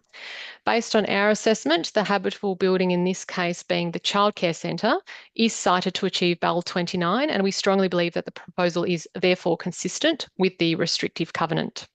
Further, there is nothing in SPP 3.7 and associated guidelines that precludes the location of the outdoor play area in BAL 40 or flame zone. In fact, it is good design practice to site open space or play areas between assets and bushfire hazards as depicted on page 65 in the guidelines. There are examples where proposed childcare premises with outdoor play areas within BAL 40 flame zone have been approved, and an example had been cited in the memorandum provided to the panel by Urbis. ELA are in concluding, wish to just say ELA are confident that our BAL assessment is correct as detailed in our response to the DFES comments, and believe that the proposal is clearly compliant with SPP 3.7 and the associated guidelines, and we therefore do not support the City's recommendation for refusal of the proposal on the basis that bushfire matters remain unresolved. Thank you. Thanks, Eva, and thank you very much for sticking to the time frame. I'll invite panel members if they have questions of that presenter. Councillor Jones online, do you have questions? Yes, please. Just thank you for the information. I just had a couple regarding the emergency evacuation plan, if it was to be approved. In regard to, there's a preemptive measure recommendation to not open the centre on extreme and catastrophic fire danger. I was just wondering, how many days a year is that normally? I mean, what I tried to research, I think it was about 30 days sort of thing. So is that the proponent aware of that? The evacuation plan was devised in consultation with the proponent. They have seen the strategies that we have put in place. In terms of the exact number of days that are expected to be within that range, obviously with the new AFDRS system, which has been in place since 2022. I can't comment and give an exact number, but I expect that will be something that if the proposal is approved and the evacuation becomes operational, the proponent will obviously monitor that and review that in line with its procedures. But it is part of the evacuation plan that ultimately, on those very high fire danger days, that there will be that there won't be people at the facility as a preemptive measure. Sure. And just presiding, second question, with the difference in, whether it's forest or woodland, I mean, in regard to the building design, would that change at all, or having a 14-metre play area, is that a sufficient setback, I guess, from the tramway reserve, I guess? Yeah, so the setback for forest and woodland to achieve BAL 29 is different. So we're working on a 14-metre setback based on our assessment as classifying that area as woodland. With forest, the setback requirements are 21 metres to achieve BAL 29. But as I've stated in my deputation, we are confident that our assessment is accurate and that woodland is an accurate reflection and is a reflection that the fuel loads in that area we've classified as woodland is not reflective of forest. Okay. All right. Thank you. That's all from me. Thank you, Councillor Jones. Councillor Jakes, did you have questions of this presenter? Yes. Look, just a bit about not using the centre on the high, risk days. I just don't understand how that would work with the parents. Maybe it's not a question for it's for the next presenter. I just don't know how that would work. I'll come back to you on that. We'll hear from them. They may have a response to that. Did you have other questions of this particular presenter? Nothing specific this stage. I'll read my other comments for later. Thank you. Thank you. Mr. Arias, questions? A clarification. You would have noted in the RAR that the city has indicated that it doesn't propose to manage the bushland within the tramway any further than it's doing at the moment. So the question was, in your assessment, what consideration do you apply in recognising the management practice of the adjoining owner, which is the case with the city? Yeah, so with respect to assessing the bushfire attack level, obviously there needs to be consideration as to what is going to be occurring in that vegetation in the future. Is it going to be revegetated? What are the management practices? Ultimately, is there reasonable assurance that that area will remain in that state? As I'd mentioned in my deputation, ELA have visited and provided assessments for areas surrounding the proposal. And so we have cited the vegetation on multiple occasions over a number of years. And that particular area, from our assessment, hasn't appeared to have changed. There's not a lot of evidence of sapling regrowth or shrub regrowth or dense shrubs. And it is structurally quite different in the way it looks to some other areas of the tramway that we had assessed as forest. So that's what we've taken into consideration for this assessment. In that comment as well, I would just also like to highlight, as I mentioned in my deputation, the broader bushfire risk context for this site as well, the surrounding urban areas and the proximity of non-bushfire prone areas in very close proximity to this site. Okay, and I appreciate the context, but the question is really about the abutting vegetation. Yes. Which from other proposals that the panel has considered, the management practice of the adjoining owner is a relevant consideration, and we're being told that the city doesn't propose to manage the adjoining land in any particular way. So I'm not sure the historical consideration's relevant in terms of how we then assess this. I guess as I'd stated, it from our perspective, because we're familiar with that area and we've been there on a number of occasions and we haven't seen the vegetation in that area change, our assessment, we believe that there is reasonable assurance that it will remain that way. If we had seen evidence of regrowth occurring over the course of the time that we have been there, having the history at the site, then we would have classified it as forest, as we've done for other areas. As you would have identified in the BNP, there were other areas that would classify it as forest. Okay, thank you. Thank you. Did you have questions, Mr. Hyde? Well, just a follow-up, I suppose, and this may be totally incorrect, but it does preclude, of course, the city revegetating that area to higher standard, so it is more like the rest of the tramway strip. So presumably the city could do that, but that would then change the BAL rating. Yes, and I completely understand that. And as I had mentioned in my deputation, we have had correspondence with the city previously in 2023 in undertaking some BAL assessments of the area, to have that correspondence to ensure that we have an understanding that there is no revegetation planned in that area. And that was the outcome of that correspondence. And so that is information that has informed our assessment as well. Thank you for the question. Councillor Jacks, did you have a question? I just have a question. I'm just wondering if Ms. Cronin could explain how that tallies up with the information that's on page 13 and 14 that talks about what the city's, well, we don't have immediate plans. This is as part of the big picture plans, and I can tell you because I sit on the Environmental Advisory Committee in the city, so we've got a lot of stuff coming through. We've got an extensive greening plan that we're still been working through, very involved, very complicated, covering all areas of planning, etc.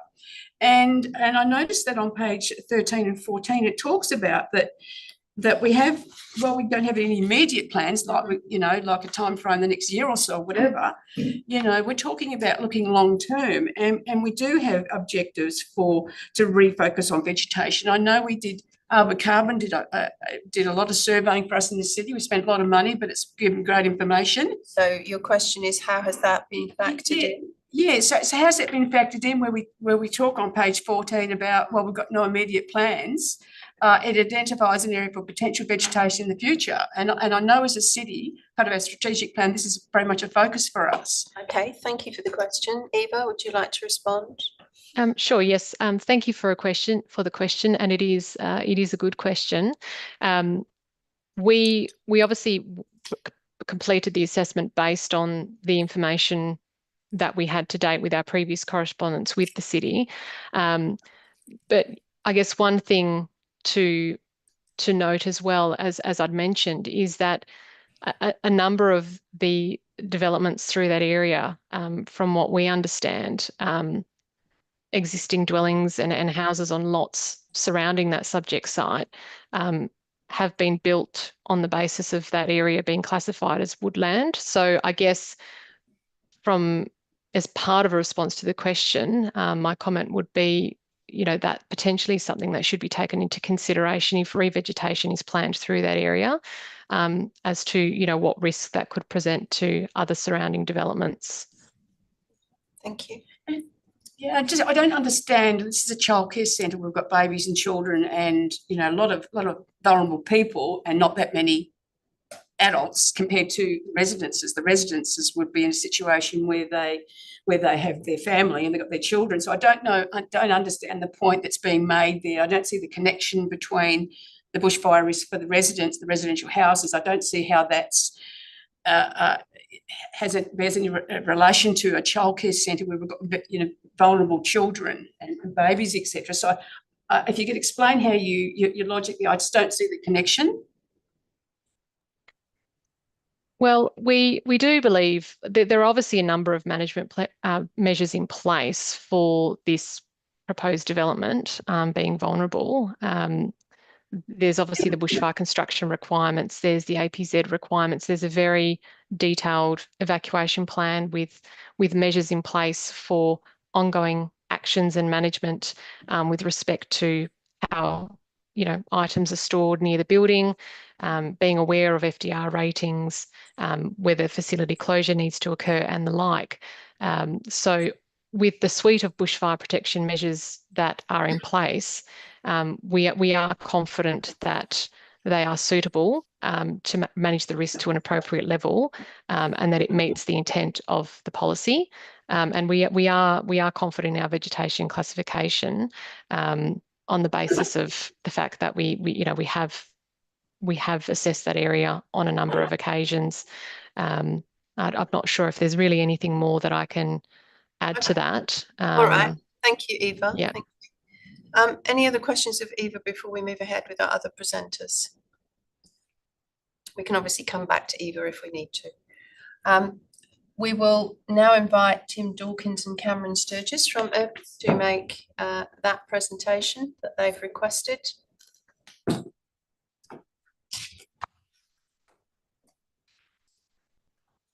We'll stick to our time allocation. Appreciated. Thank you. Good morning, panel members. My name is Cameron Sturgis, and I'm here with Tim Dawkins from Urbis and Eva Cronin from Ecological. We represent Oriana regarding the proposed childcare premises, also known as CCP, at number 2 Daintree Street, Baldivis. On 13 November 2024, Urbis submitted an application to the city for a CCP designed to accommodate up to 112 children and 22 staff. The city has recommended refusal via their RAR report based on bushfire, car parking and noise concerns. We aim to address these issues here today. We note that you have heard Eva speak in relation to addressing the bushfire issues as outlined in the city's RAR report. We would like to reiterate that Ecological have made a thorough assessment based on previous advice from the city and evidence collected on site in relation to the adjacent Tramway Reserve Plot 2 being categorised as Class B woodland. The CCP will not be built within the Bell 40 or Bell Flame Zone area as indicated on the restrictive covenant. We are confident in Ecological's assessment and believe that the CCP has been located appropriately within the site to meet the requirements of the BAL 29 classification and compliance with both the former and current SPP 3.7. In relation to refusal reason 3, the site has access to a sufficient amount of car parking availability, which has been justified by the on-site bays, future stage 2 bays, and the on-street parking. As outlined in the traffic impact statement provided by PTG and through amended plans, a total of 22 on-site car parking bays and 27 on-street car parking bays are available around the site. Additionally, there will be significant levels of reciprocity between the parking demands for stage 1 and stage 2 at the subject site. For likely stage 2 businesses, they will have asymmetric operating peak times to the childcare, as typically children are dropped off by parents before they begin work and picked up after they have finished work. Peak parking activity for the stage 2 businesses will be most likely during the day when the childcare activity will be at its quietest, or combined with the same trip associated with collecting children. Given the nature of the CCP comprising pick-up and drop-off activity, staff numbers and car parking bays, based on the availability of on-street car parking and the provision of future parking via stage 2, we have provided adequate justification to address the parking needs of the site. The on-street bays are available for visitors to the area, both the Long Plain Centre and residential users. The visitor bays for the residential users are highest during weekend days and evenings throughout the week, and these times would generally not overlap with the activity of the childcare and stage 2 users. As such, there will be no over-reliance for on-street parking in proximity to the CCP. Conversely, the proposal represents an efficient use of an existing asset that will allow for better urban design outcomes for the locality that does not result in large expanses of unnecessary parking areas. The pick-up and drop-off nature is common practice across many CCPs, and this will not impact car parking availability of the site. The CCP should therefore not be considered as an over-intensification of land use. The residential lots to the south of the subject site are undeveloped, and therefore acoustic testing over these lots was not undertaken as part of this application. Regardless, amended plans were provided to the city as part of the RFI process. The plans show a 1.8 metre high timber acoustic fence to the southern boundary of the subject site. This is deemed necessary to mitigate any potential noise emissions from the southern portion of the site by the acoustic consultant. Should further mitigation strategies or acoustic modelling be required to support the development, Urbis are willing to accept a suitably worded condition to provide these measures to demonstrate compliance with the environmental protection regulations. In summary, we are confident that this development is worthy of approval. We are satisfied that the issues related to bushfire noise and car park have been adequately addressed throughout the application with professional technical advice and reporting. We hope that you can take our response to these issues into consideration. Thank you, Mr. Sturgis. Councillor Jones, did you have any questions of the Urbis representatives? Yes, please. Yeah, thank you. Yeah, Cameron, just in regard to the numbers, like I guess relating to car parking, so the city staff believe you can really only do 19 bays on site. With the other bays, I certainly see your argument in regard to reciprocal with other businesses. What's the land tenure going to be? Is it a strata, or is it they're going to be freehold lots? Like, is the childcare going to be subdivided off? Do you know? It's not intended to be, but it's tenure. Tenure doesn't really interface with planning so much as the condition is down its own 2 feet. So whether it gets strata or not, any conditions on strata would make sure that the supermarket, I don't know where to look really, but the supermarket and the other commercial things would be those reciprocality, and that would continue to exist. Just a second question regarding if in regarding to the numbers of bays and staff and children. So it's quite a large childcare centre, 112 children and 22 staff. So if the numbers were reduced to children, or even the numbers of staff, because at the moment there's insufficient bays on site for all the staff. So I guess I'm just flying the idea, if the numbers of children reduced to 95 and staff, is that something that the proponent would entertain, or why is the number 112 children being chosen? Is it just on the size of the rooms for the building? Thanks. Yeah, it's simply that there's a lot of red tape around childcare, and the rooms have different numbers, sizes, and the number of staff that go with them.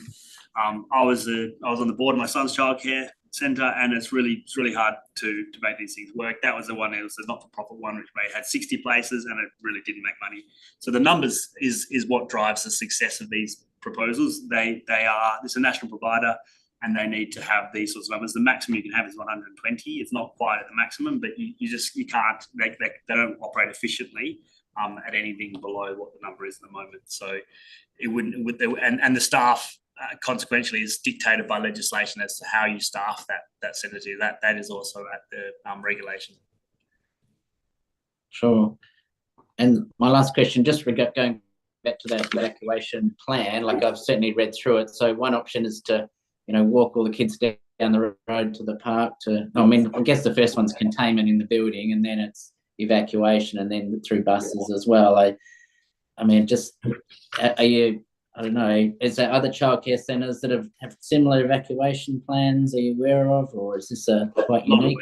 This is a national provider, and they were very comfortable with those requirements, and they worked. So it wasn't raised to us as any operating program for us. I guess it's that these things are so tightly managed and run that as long as they have a plan in place, they know how to do it, and they'll undertake measures in accordance with the plans. Okay. Are you familiar with any others that have a similar evacuation plan for childcare centres? I'm not. Okay.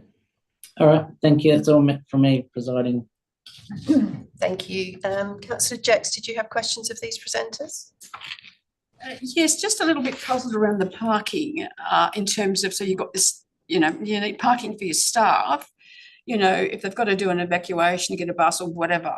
And I'm just looking at how many babies would be there and how many toddlers. I'm struggling working out how, and they've got the bushfire risk, which is, to me, it's all compounding, to be able to get all of those, those children out of there efficiently, given the ages, 32 places, 0 to 2 years, and then you've got 40 places 2 to 3 years. I'm just worried about people having access to be able to get those kids out. Given how tight it will be, you've got, you're already looking at having parents dropping off and picking off on the street when you bear in mind how many, the limited places actually on the site, and you've got your staff, of course, so you don't want to really have your staff parking on the street, I wouldn't imagine. I'm just struggling to see how that would work. I guess it's just more of a vague question, but I understood the question. So it's really about getting those kids out of there. Well, with all due respect, I think the issue here really comes down to whether it's a forest or a bushland, and the classification of the bow map. Because all I think would lead to an approval of this would be if we gave an extra 8 metre setback to the development if it was classified as forest, because then it'll meet the city's requirements and would still have an evacuation plan. It wouldn't really matter where the centre is sited. This is a necessary thing to have, whether or not we put the building where the city wanted. So we haven't had any issues raised with the evacuation management plan through the process. We're going to need one regardless of it. That's not really the question that's in play at the moment, and that's a fundamental operational requirement which they've signed up to and committed to. They're experts at this. I'm not concerned about their ability to operate a plan in accordance with it. It's really about where does the building get sited, because we're going to need that plan anyway, and that's not really what's being asked of us. Okay, did you have another one? So the question is just around parking at the moment, or the broader presentation? The whole thing. Everything that he has presented on, you can ask whatever you like. Well, he has talked a bit about bushfire. So am I okay to talk about bushfire now? Should I leave that? No, you're happy to talk about bushfire with the presenter, yes. And if we need to go back to Eva, we can do. Yeah. Look, I just have concerns around the underestimation of bushfire risk. We've got, but in the form of a question.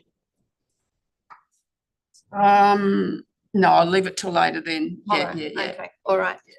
Mr. Arias, questions? Yes, please. And the question relates to this restrictive covenant.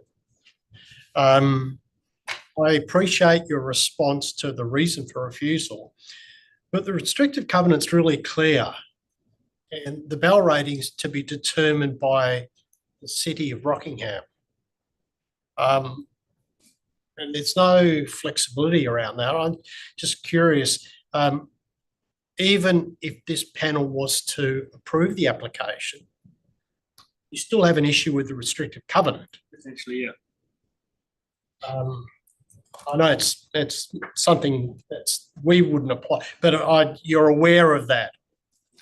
Yeah, and that as part of buying the site and undertaking due diligence, that was all built into it. We think, and it goes back to the question about these houses being up and down the tramway corridor, who are able-bodied people potentially who could evacuate. It's not about people dying. Obviously, that we don't want that to happen. It's about property damage predominantly, and so those people will work throughout the day. And I think if it's currently to let that tramway get decidedly more forested on purpose, if it's afforestation land, there's a big problem about those houses as well. So our assessment had been that for a long time it's been considered to be bushland, woodland, not forest. And we didn't think, because of the context that's built around it and all the other things, that the city would then reforestate it to a way that would change the BAO assessment we've had from the beginning of the process. And also all the people who have in good faith built homes around it based on the BAO ratings. So it seems to be a condition that the city will have to continue to work through with us once this is dealt with. Okay, thank you. And the next question is really clarification. And I think the issue is really about the classification of the adjoining land. So if it's woodland, there's a 14-metre setback, APZ. If it's classified as forest, it's no longer 14, it's substantial, and it goes into the buildings, into the habitable buildings, correct? Correct. And the restricted covenant sits outside planning law. That's common law, and we have to deal with that in a separate manner. We just wouldn't be able to do it. Thank you. Thank you. Questions, Mr. Heim? Mr. Harris stole my question. So. Does that mean you don't have one? Oh, you don't have one. Okay. Number of statements that have been made in the response. How does this development respond to the 10 principles of SPP7? I could see nothing in your application that actually unpicks that overarching statement and really showed how this met the principles of good design. Yeah, I believe in our development application report we did provide an assessment against the 10 principles of good design. And the outcome. It didn't go through a DLP though, did it? It did not, and I believe with prior correspondence between Urbis and the city, there was some correspondence there that said that we did not have to go through a DLP. Just from a legibility point of view, your car parking is obviously external to the build, and it's at the interface with things like laundry and planning and air conditioning rooms and so forth. So am I right in looking at this and saying that you actually have to leave the car park and walk onto Daintree Street and come in from an entrance off Daintree Street rather than direct from the car park? Yeah, yes. Why is that? Well, it's not on Daintree Street, Yeah, it's contiguous. like It's Okay. In terms of the landscape plan, there's not a great deal of detail around it, and it's obviously subject to operator inputs. But to what extent has that landscape plan been considered as a factor in the bushfire assessment? probably a question for Eva. Have your landscape architects actually been out on site? They're Adelaide based, I gather. Yeah, I don't think so. You think they have been on site? No, I don't think so. You don't think so? Okay. Eva, to what extent has the landscape plan been factored in to the bushfire assessment, or you know, how do you factor that into you know, the association between new planting and the established planting? Yep. So when we prepared, at the time that we prepared the bushfire management plan, we have management measures within the BMP that speak to the fact that any landscaping within that asset protection zone shown on the spatial representation of bushfire risk strategies in the BMP needs to be in line with APZ standards, and those standards are included in the appendix of the BMP report. And so if the development were to be approved, then those management measures within the BMP would need to be adhered to. So we didn't have a great deal of information with respect to landscaping at the time that we prepared the BMP, but all the requirements are in there. And should it be an endorsed document, then obviously I would imagine that would need to be factored into the landscaping design. Okay, thank you. Obviously, the bushfire SPP things have changed.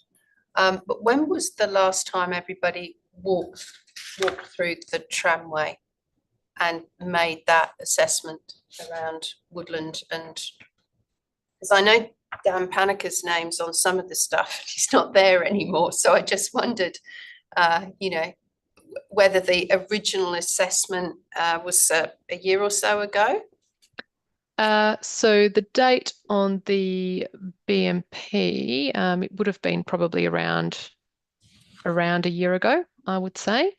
And I note that you mentioned Dan Paniker's name is on the report, but he's not here. So I just wish to clarify that because it's a vulnerable land use, we do need level 3 BPAD accredited review and endorsement of the documents. And so Daniel Paniker had been engaged as formally engaged as a subconsultant to ELA to assist with this project, and has reviewed the documentation and endorsed the strategies that we've put in place. I think the date on the assessment's 23, and I think then the evacuation plan's sort of 24. But you've helped me with that explanation. Thank you.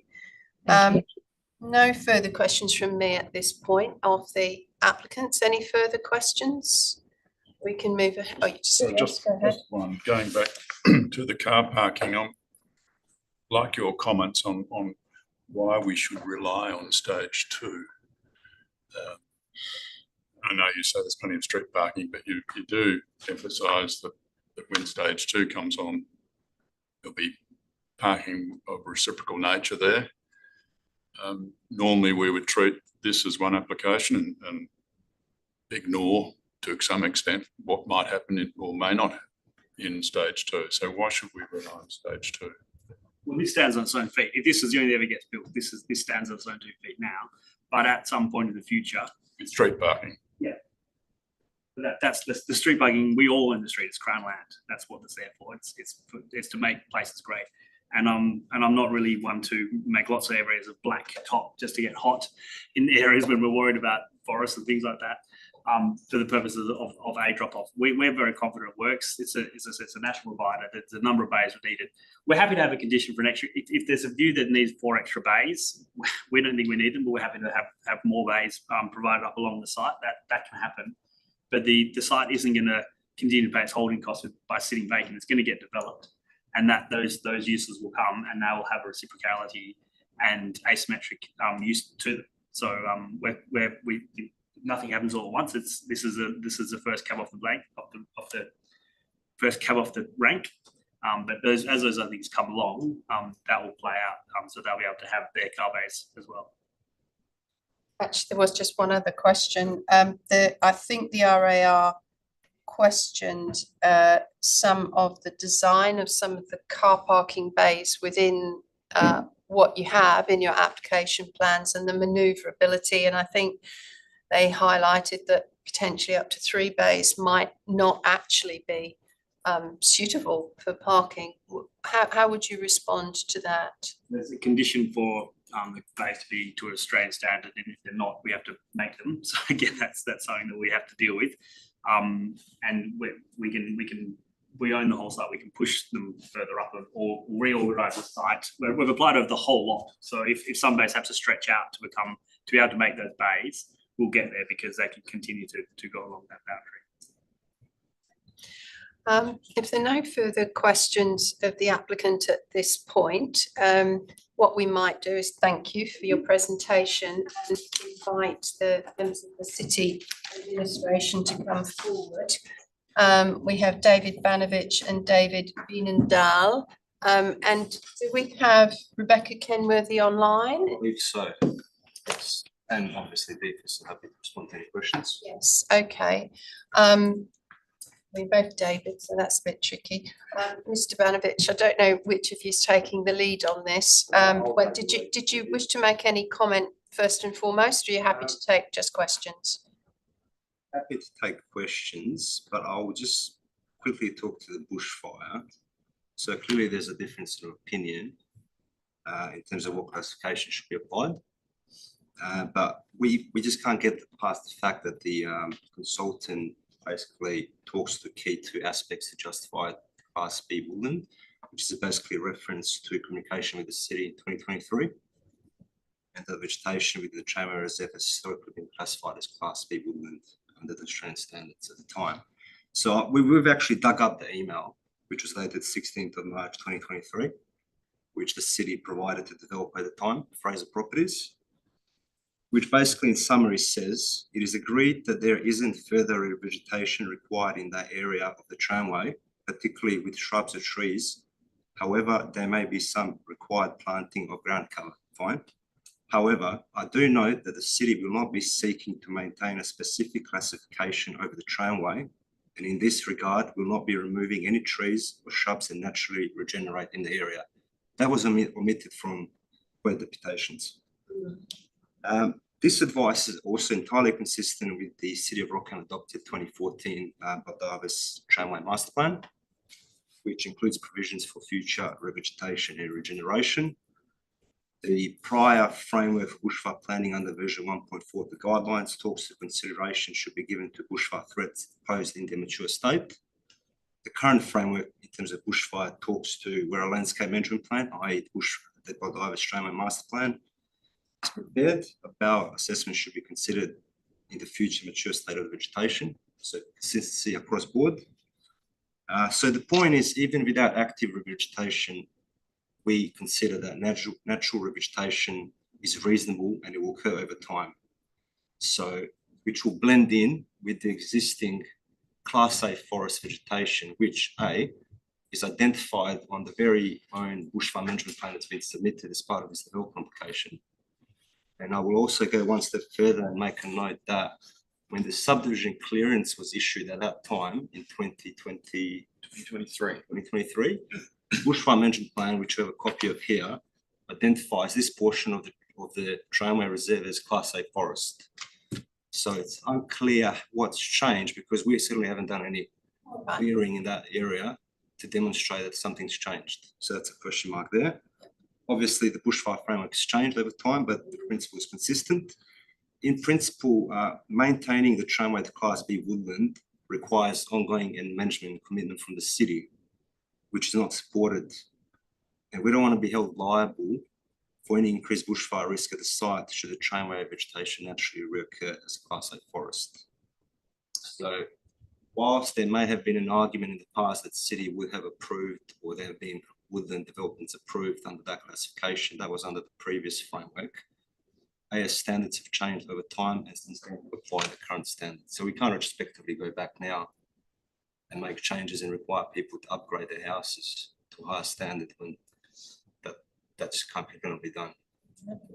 Was that that's the bushfire. In terms of your overarching comment? Okay. Yes, that's bushfire. We're happy to talk to Let's just park it at bushfire there, because also I would like to identify that we do have Jackson Parker and colleagues from DFES online as well for questions, not presentation. So shall we just as a panel deal with the city's position on bushfire and any advice that you want to get from DFES at this point, and then we can come on to the other reasons for refusal through further questions. So Councillor Jones, did you have any questions of the city on the bushfire matter or DFES on the bushfire matter? Sure. I guess it goes back to these existing houses that have been approved to the north and the south, whether they've done bushfire management plans and what has the classification been, like if that's been, BL29, and then again, if more vegetation grows in that tramway, what happens with those existing dwellings? Mr. Vidal, either of you? Well, as I've mentioned, without doing a full assessment now against bushfire requirements at this point of time against what's been developed, it's difficult to say whether there has been any change to those houses in the BAL rating. But what I'm saying is the framework has changed over time. Those houses were built in accordance with the bushfire requirements and the shown standard for bushfire at that time. To now retrospectively require, if there is an increase in threat to do those houses, I'm not sure how that would occur. It's probably not a question in terms of that being discussed right now. It's not relevant to this particular. Okay, and second question is, if this was just a straight commercial development like a retail shop, does that have the same requirements, or does the BAL rating not apply to commercial? Well, this is a commercial use by nature. I guess the difference is that this is a vulnerable land use, and you're looking at up to, at a conservative rate, 112 children plus additional 22 staff at any one time.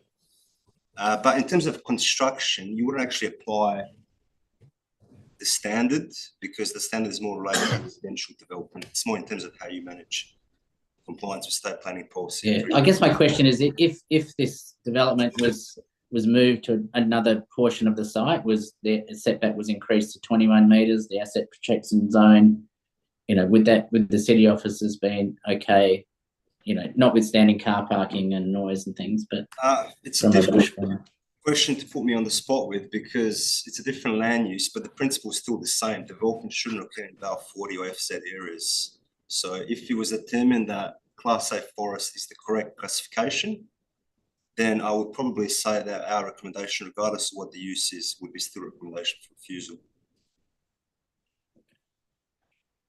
Just to follow up, yes, so yes. the word habitable, is that just mainly concerned with people sleeping, or just when people are there, like could be offices, it could be shops as well? Is that still habitable? Yes, it depends which definition you're referring to in terms of habitable. Are you referring to the definition under the AS 3959? Because that might be different to under the R codes, for example, but I would assume it would be for extended periods of time where people spend on a day-to-day basis. I might, if possible, just bring DFES in at this point and just, Jackson, I wonder if you could help us with this deliberation around what is woodland and what is forest, and just, I presume you've been on site recently. I know from the city's RAR, they've been on site recently. They regard it, having walked the site, to this portion in debate is forest. Can you assist us in that classification? Yes. Firstly, just introducing Des Abel, Director of Land Use Planning, DFES, and Kelsey Petrolis, Senior Land Use Planning Officer with DFES. Thank you. Thank you. Yeah, I consider that the BAL assessment is non-compliant with AS 3959 standard. Specifically, that the vegetation classification isn't consistent with the requirement of the standard. Under the standard, the vegetation classification has to be done as per table 2.3, and through that, the practitioner should be assessing the foliage cover of the trees, and also they need to be considering the likelihood and potential. The potential for revegetation, and given that they shouldn't be discounting a vegetation type based on disturbance, so its current state. So you can't go to an area of vegetation that's not in its mature potential state and base your classification on its current state. You need to take in consideration its potential. And it is a standard under the National Construction Code. So we should be putting the primacy of life first. That's the intent of the National Construction Code. The area of vegetation in question is adjacent to forest. It has the same species of trees as the forest adjacent to it. It's in the same soil, it's in the same climate, it's in the same hydrology.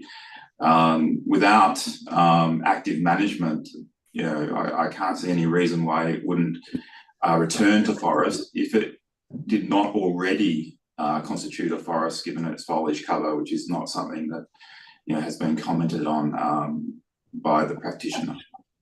So your comment in terms of the validity of their assessment is based upon the information that they have provided. Has DFEST been out and looked at the area and what you would classify as yourselves? I haven't had the capacity to visit the site recently. I did visit the site when it was under a bushfire management plan previously. So that would have been a couple of years ago at least. But in the last couple of years, I haven't visited the site. We have looked at the photographs provided in the bushfire management plan, looked at high resolution aerial imagery as well. And I'm not convinced that the foliage cover for that area is less than a forest foliage cover. Also, to kind of extend in that, looking at the area that's been distinguished from forest as woodland, I don't think that that would affect the BAL for the residential buildings that have already been established, because the forest, it's a small area that's been described as woodland, and the forest adjacent to it would have influenced the BAL on those residential buildings. It's only this subject lot really that has a reduced BAL because of the woodland classification.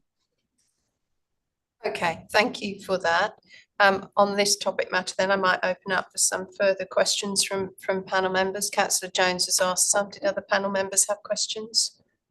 No questions, thanks. All right, Mr. Arias. Thank you, presiding member. Jackson, a clarification. Your assessment of the abutting land being forest, is that driven primarily because there is no management structure, or is it to do with, I think you mentioned foliage. So what, in your opinion, is the primary consideration, the management, or do you think it is currently in forest classification? Yeah, so the AS3959 standard sets out a procedure for assessing the site. And for when you assess the vegetation, you need to assess its potential for revegetation. Because you're looking, what is the reasonable worst case bushfire attack level, which links back to the intent of the National Construction Code, which is the protection of life. Foliage cover is mentioned in your table 2.3 in the way that you can distinguish between woodland and forest. And it's also defined in AS3959 what foliage cover is, which is, in layman's terms, the amount of foliage cover can be determined by how much of the soil or the ground is covered by shade when the sun is at its highest point. And for it to be a woodland, the potential cannot be that shading be greater than 30%. And it's, looking at the recent aerial imagery, also looking at the photographs from the proponent, the foliage cover appears to be greater than 30%. It also shows a lot of recruitment of saplings in the forest area. So it is demonstrated that the area is naturally recruiting tree cover with reduced disturbance that's probably occurred through the subdivision and its change of use. Clayton, did you have just as a follow-up, Jackson, noticing there's been some revegetation, is that looking at the aerial photographs over time that you've noticed that change? Looking at the that could be done, but just simply looking at the photographs provided by the proponent, you can see saplings have established over recent years, and that those saplings are also at different ages. So you can see that there is a gradual recruitment of tree cover, and unless that recruitment of tree cover is managed in some way, the site will reach its potential foliage cover, which has been demonstrated by the existing forest to be forest. Thank you. Just a question for the officers from me. The RAR mentions that, or in follow-up information, you have mentioned that the city officers have been out on site to verify findings one way or the other. Who conducted that site visit? Yes, so David, to my left. Yes. The planning officer, but we also had an environmental officer. I'm not sure whether it was Rebecca that's currently online or whether it was somebody else. Rebecca, can you confirm? Yeah, that was Jessie Rowley, my colleague. Okay. And what did you do during that site visit to reach a conclusion that, in the city's opinion, this should be classified as forest as opposed to woodland? Referring to me or to the city officers, whoever can answer that question. I'm not able to provide clarification.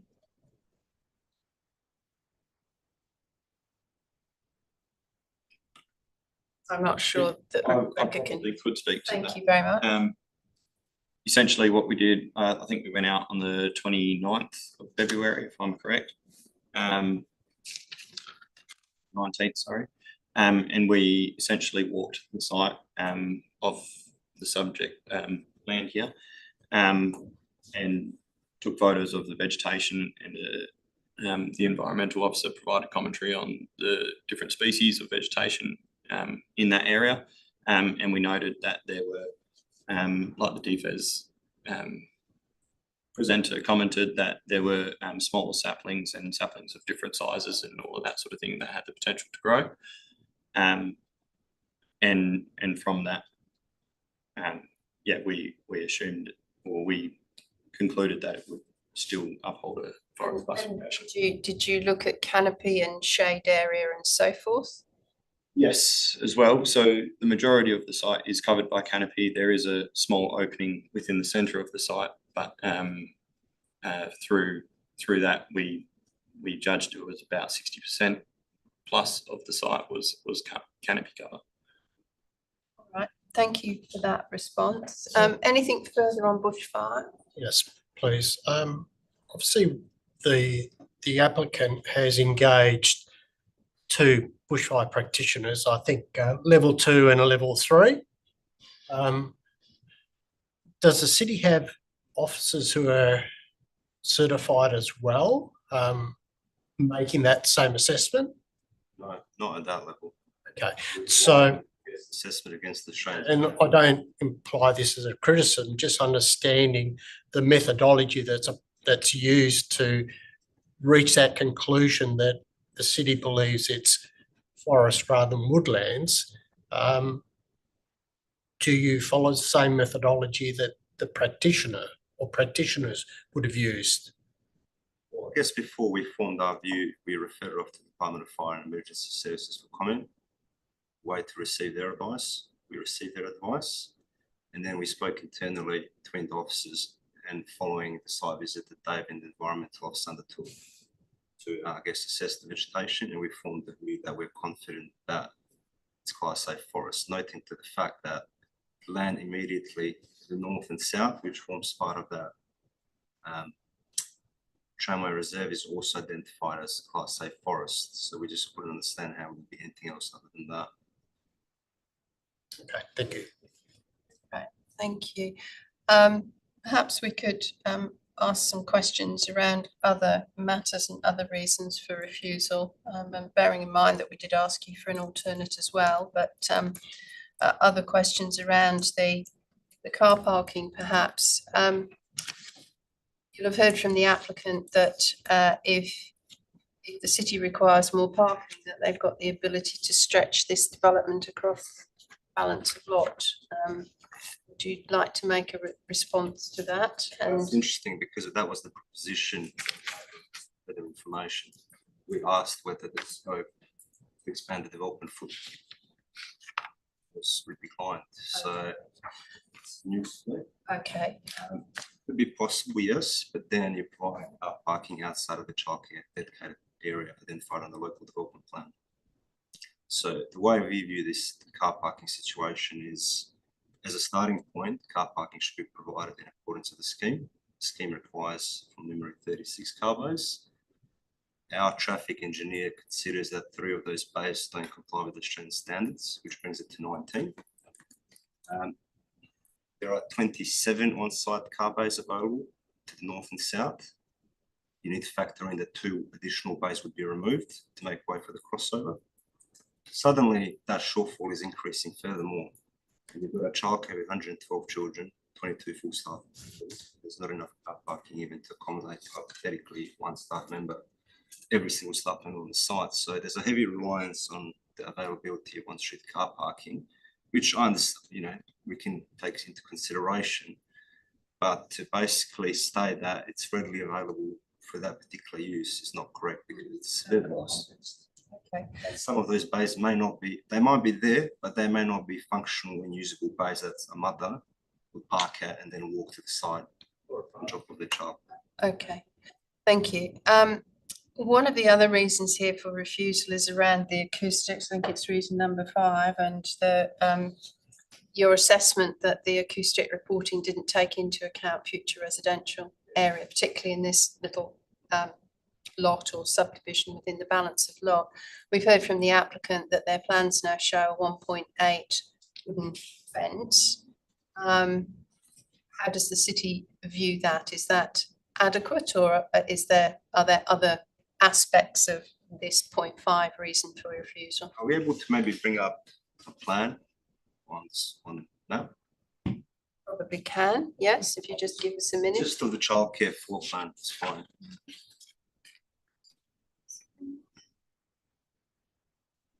Yeah, that's fine, just zoom into that. I just wondered if this comment was, or this reason for refusal was made with a 1.8 fence in place, or whether that, is something that, What we're basically saying is that the modelling hasn't actually taken into consideration impacts of plan development.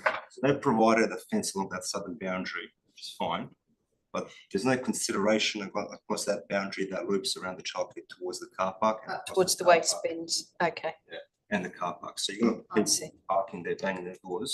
Okay. So we want the owners on this application to consider the extent of. Right, that clarifies matters for me, thank you. Other questions of the officers at this point? Are we happy to move ahead with the actual decision-making part? Was there anything further that you wish to clarify? Right, thank you. So moving ahead with the item before us, we have an officer's or responsible authority recommendation to refuse this application for 5 reasons. Is there a mover, please, for that as the? Just lost Councillor Jones. I'm just going to try and get. Oh, Councillor Jones has disappeared. We need to get him back.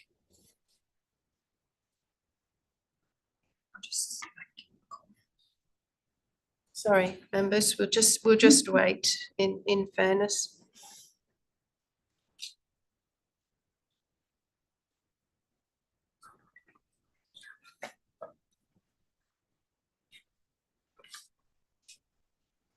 His sound was drifting in and out. I just wonder if there was a bit of a connection issue at some point. I didn't want you to go to the item and we didn't. No, I'm sorry, I didn't hear you.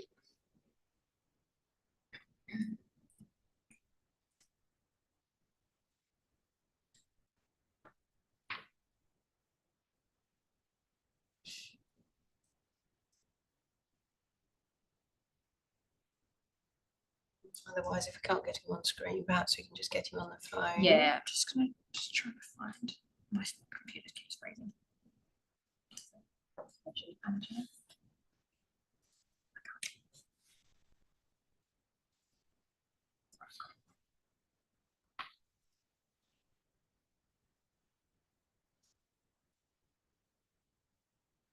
We're just trying to contact Councillor Jones at this point so that he can participate in the remainder of the meeting.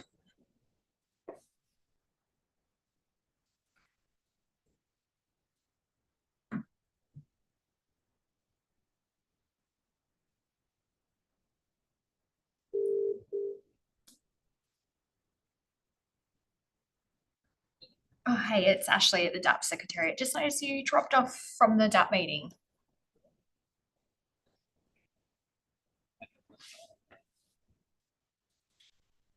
Okay, is it working on your end or?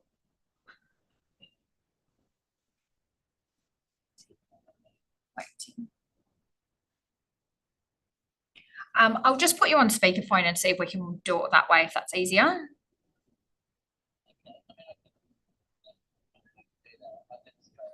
Okay, all right, well, I'll give you a couple of minutes, and if not, you just give me a call back on this number. Just gonna try and Teams on his phone. Right.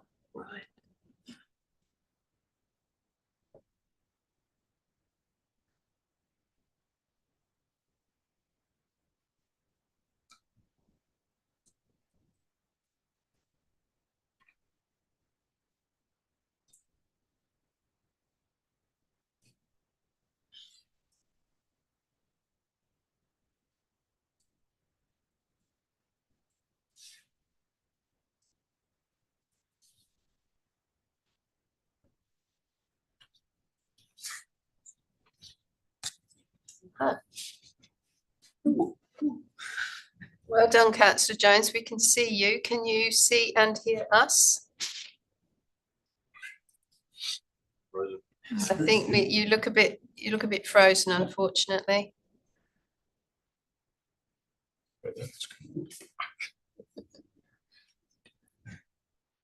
There we go. Yes. Now we can see you. Can you see and hear us all right? You just need to come off mute on that particular apparatus, I think. Sorry about that. Yes, I'm back on my phone, so thanks. Excellent. We've got two wonderful images of you. One is moving and the other is not. The other's frozen. So stick with what you've got in front of you at the moment. That's good. Okay, I'll kill that. So, Councillor Jones, I'm not sure how much of the meeting that you missed, but there didn't seem to be any further questions, so we wanted to move ahead with a discussion. They were just pulling up the phone regarding the acoustic on the fence, which I'm fine about because there's a condition if it was approved regarding acoustic. So no further questions. Thank you. All right, thank you very much. We will take the responsible authority report recommendation first and foremost, and we are recommended to refuse for 5 reasons. So in the first instance, I'm seeking a mover and a seconder for that motion, please. Do I have a mover to refuse this application? Mr. Hyam. Is there a seconder, please? Councillor Jones. Thank you. Mr. Hyam, as mover, would you like to speak? Thank you. Look, I was in two minds here. I think it possibly can work, but I am concerned about the BAL assessment. I was swayed by DFE's comments that in their view, the BAL assessment is non-compliant. I just think that's such a critical issue for a childcare centre. I know it could be any vulnerable use, but in this case, it is a childcare centre. And I think it's sort of playing with lines along the edges to say, well, if we treat that as woodland and not forest, then we can adjust that boundary and it's not part of the building and therefore it's okay. So I really am concerned about that approach, and I think this needs to be reconsidered in my view. I think the fire issue is such a critical one for an application like this. In terms of the other reasons, I think the parking is another one that needs to be addressed. As the officers have said, once they comply with the standards, we'll only have 19 bays on site. I know the applicant said, well, we can can now extend the property boundary and add a few more bays in, but that's not what we're dealing with. We're dealing with this particular application. I think then to be so many bays reliant on street parking, it's too many in my view, and I don't support the lack of parking on site. There are other reasons, and I suppose the restrictive covenant, while it's listed as a reason, it's a stumbling block, and I know that's coming under other legislation, but it is an issue there, and I think that needs to be sorted first. So, in my view, I think there's too much that needs to be done to this to support it at this stage. Thank you, Mr. Hine. Councillor Jones, as seconder, would you like to speak to the motion? Yeah, just agree with that as well, but just having regard to the woodland assessment, I mean, that seems like it's the only section of the tramway in this area that isn't forest. So I think, yeah, it's there's definitely quite a good chance that there will be regrowth in that area, and the area, the classification will return to forest. So for me, yeah, risking 112 children and trying to evacuate them from that is just too much. And also, yeah, the parking is certainly not sufficient, without seeing the rest of the development and not seeing when that is going to happen. So that was my concerns as well. So yeah, I'll be supporting the recommendation to refuse. So thank you. Thank you. Other speakers for or against the motion? Councillor Jacks? Yeah, just a couple of comments. Look, I think it's a really serious issue if you're going to look at underestimating bushfire risk. The City of Rockingham has undertaken tree canopy mapping of our city as part of another matter, and the tramway stuck out to me when I saw the overall canopy and the mapping. We spent quite a bit of money because we wanted to survey all the green spaces in the City of Rockingham from above, and when I saw the tramway, I went, wow. And that included this area. So, to me, I could see significant canopy. And look, a drying climate change is here and now. I mean, WA, Southwest WA was always predicted, because I think we need to think about the future. We're making decisions now for a building that's going to be there for some time. We've got a changing dynamic with our weather patterns, etc. And WA, Southwest WA was always predicted to be hit hardest and hit first. And we've already seen in the City of Rockingham the browning happening, not last summer, but the one before, where we didn't get hardly any rain. It stopped raining really quickly. And I was really shocked with what I saw with natives in the city being impacted and browning. We've just had the hottest 12 months period ever recorded in Australia. March was 2.4 degrees above the average hottest ever. And, so I come from a climate change point of view, as well as the other matters as well that have been raised, and that concerns me. We can see we've seen what can happen in Australia with moving fires and severe winds. I think this is a new reality, and with babies and vulnerable children, that worries me. And just speaking to the parking, look, we've got parents trying to wrangle toddlers and babies, little ones, and they're parking on the street potentially. It's a busy movement time for everybody, really. There's the houses there as well, etc. And I just think the safety of these children should be paramount. I'd hate to see a kid get hit by a car or anything disastrous to happen in the event of a extreme weather event down the track. So they're my main concerns. I agree with all the other points raised as well in terms of why we should refuse, but the parking and the bushfire risk was a biggie for me. Thank you. Thank you. Mr. Arias? Thank you, presiding member. I must admit, this was not a straightforward decision as far as I was concerned. In terms of the planning framework, there's been work in terms of the structure plan, in fact, the local development plan, which identifies this as a childcare site. So the planning framework supports it. In terms of car parking, I accept the position of the city officers that perhaps it is undersupplied, but I don't see that as an issue that's insurmountable. I think it can be addressed. But having said that, the issue is really around bushfire, and I think we heard some credible advice from bushfire consultant in terms of their classification. And I don't dispute that in the same way I don't discount the comments from DFIS officers and the city that is it woodland, is it forest? It could be woodland. Probably the issue that drives me to a conclusion where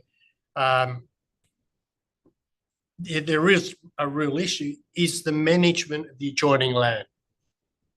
And ordinarily, we have regard in considering the Bell rating what the adjoining land is going to be. And we've heard from the city that they have no intention to manage it to potentially keep woodland, if it is woodland. So there's scope for the classification, if it isn't already, to reach forest. And then we're in a situation where we have a vulnerable use. And in terms of vulnerability, it's probably the least desirable in this high fire. So on that basis, I will support the recommendation to refuse, but with some trepidation. Thank you.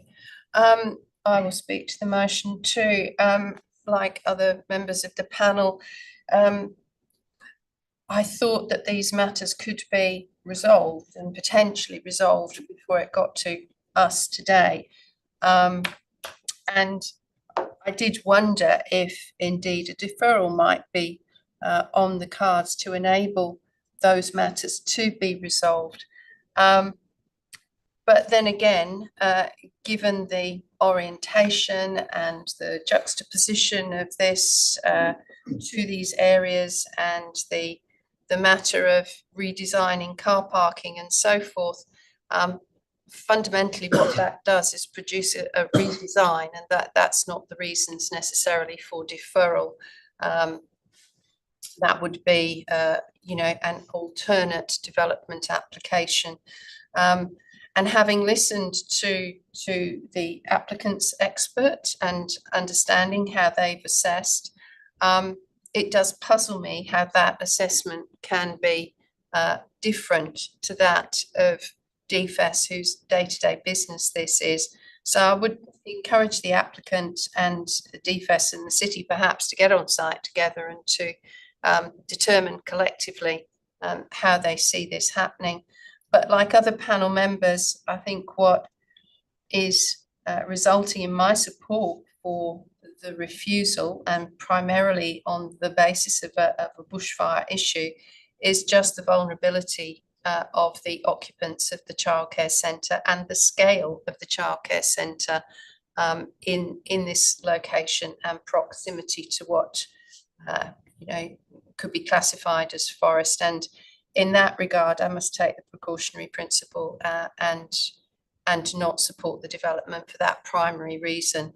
Other matters around parking arrangement and legible access from parking to the entrance of the childcare centre and Australian standards, etc., I think can be resolved.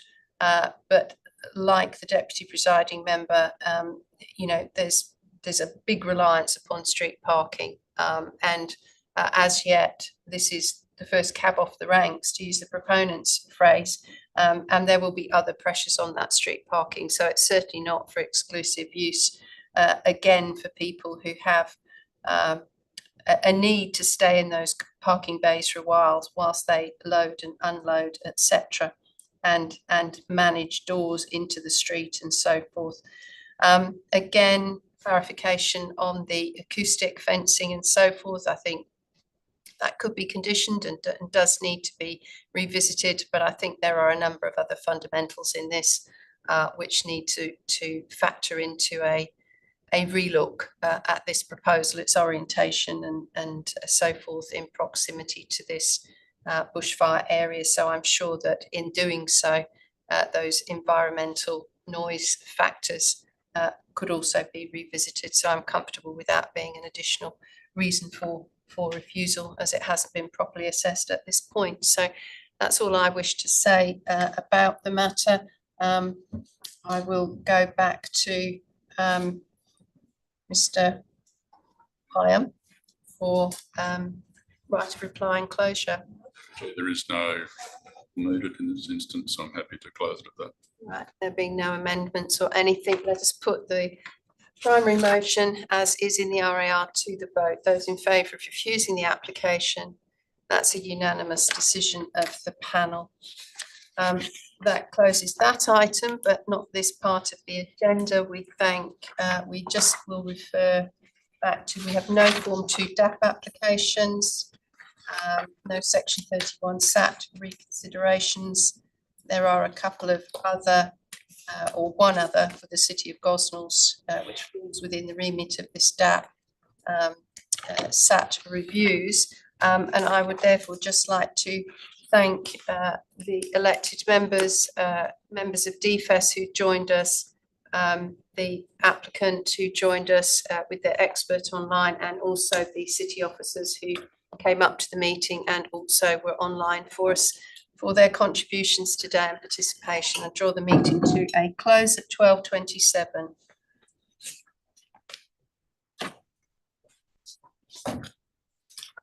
Okay, thank you all. Thank you, presiding member.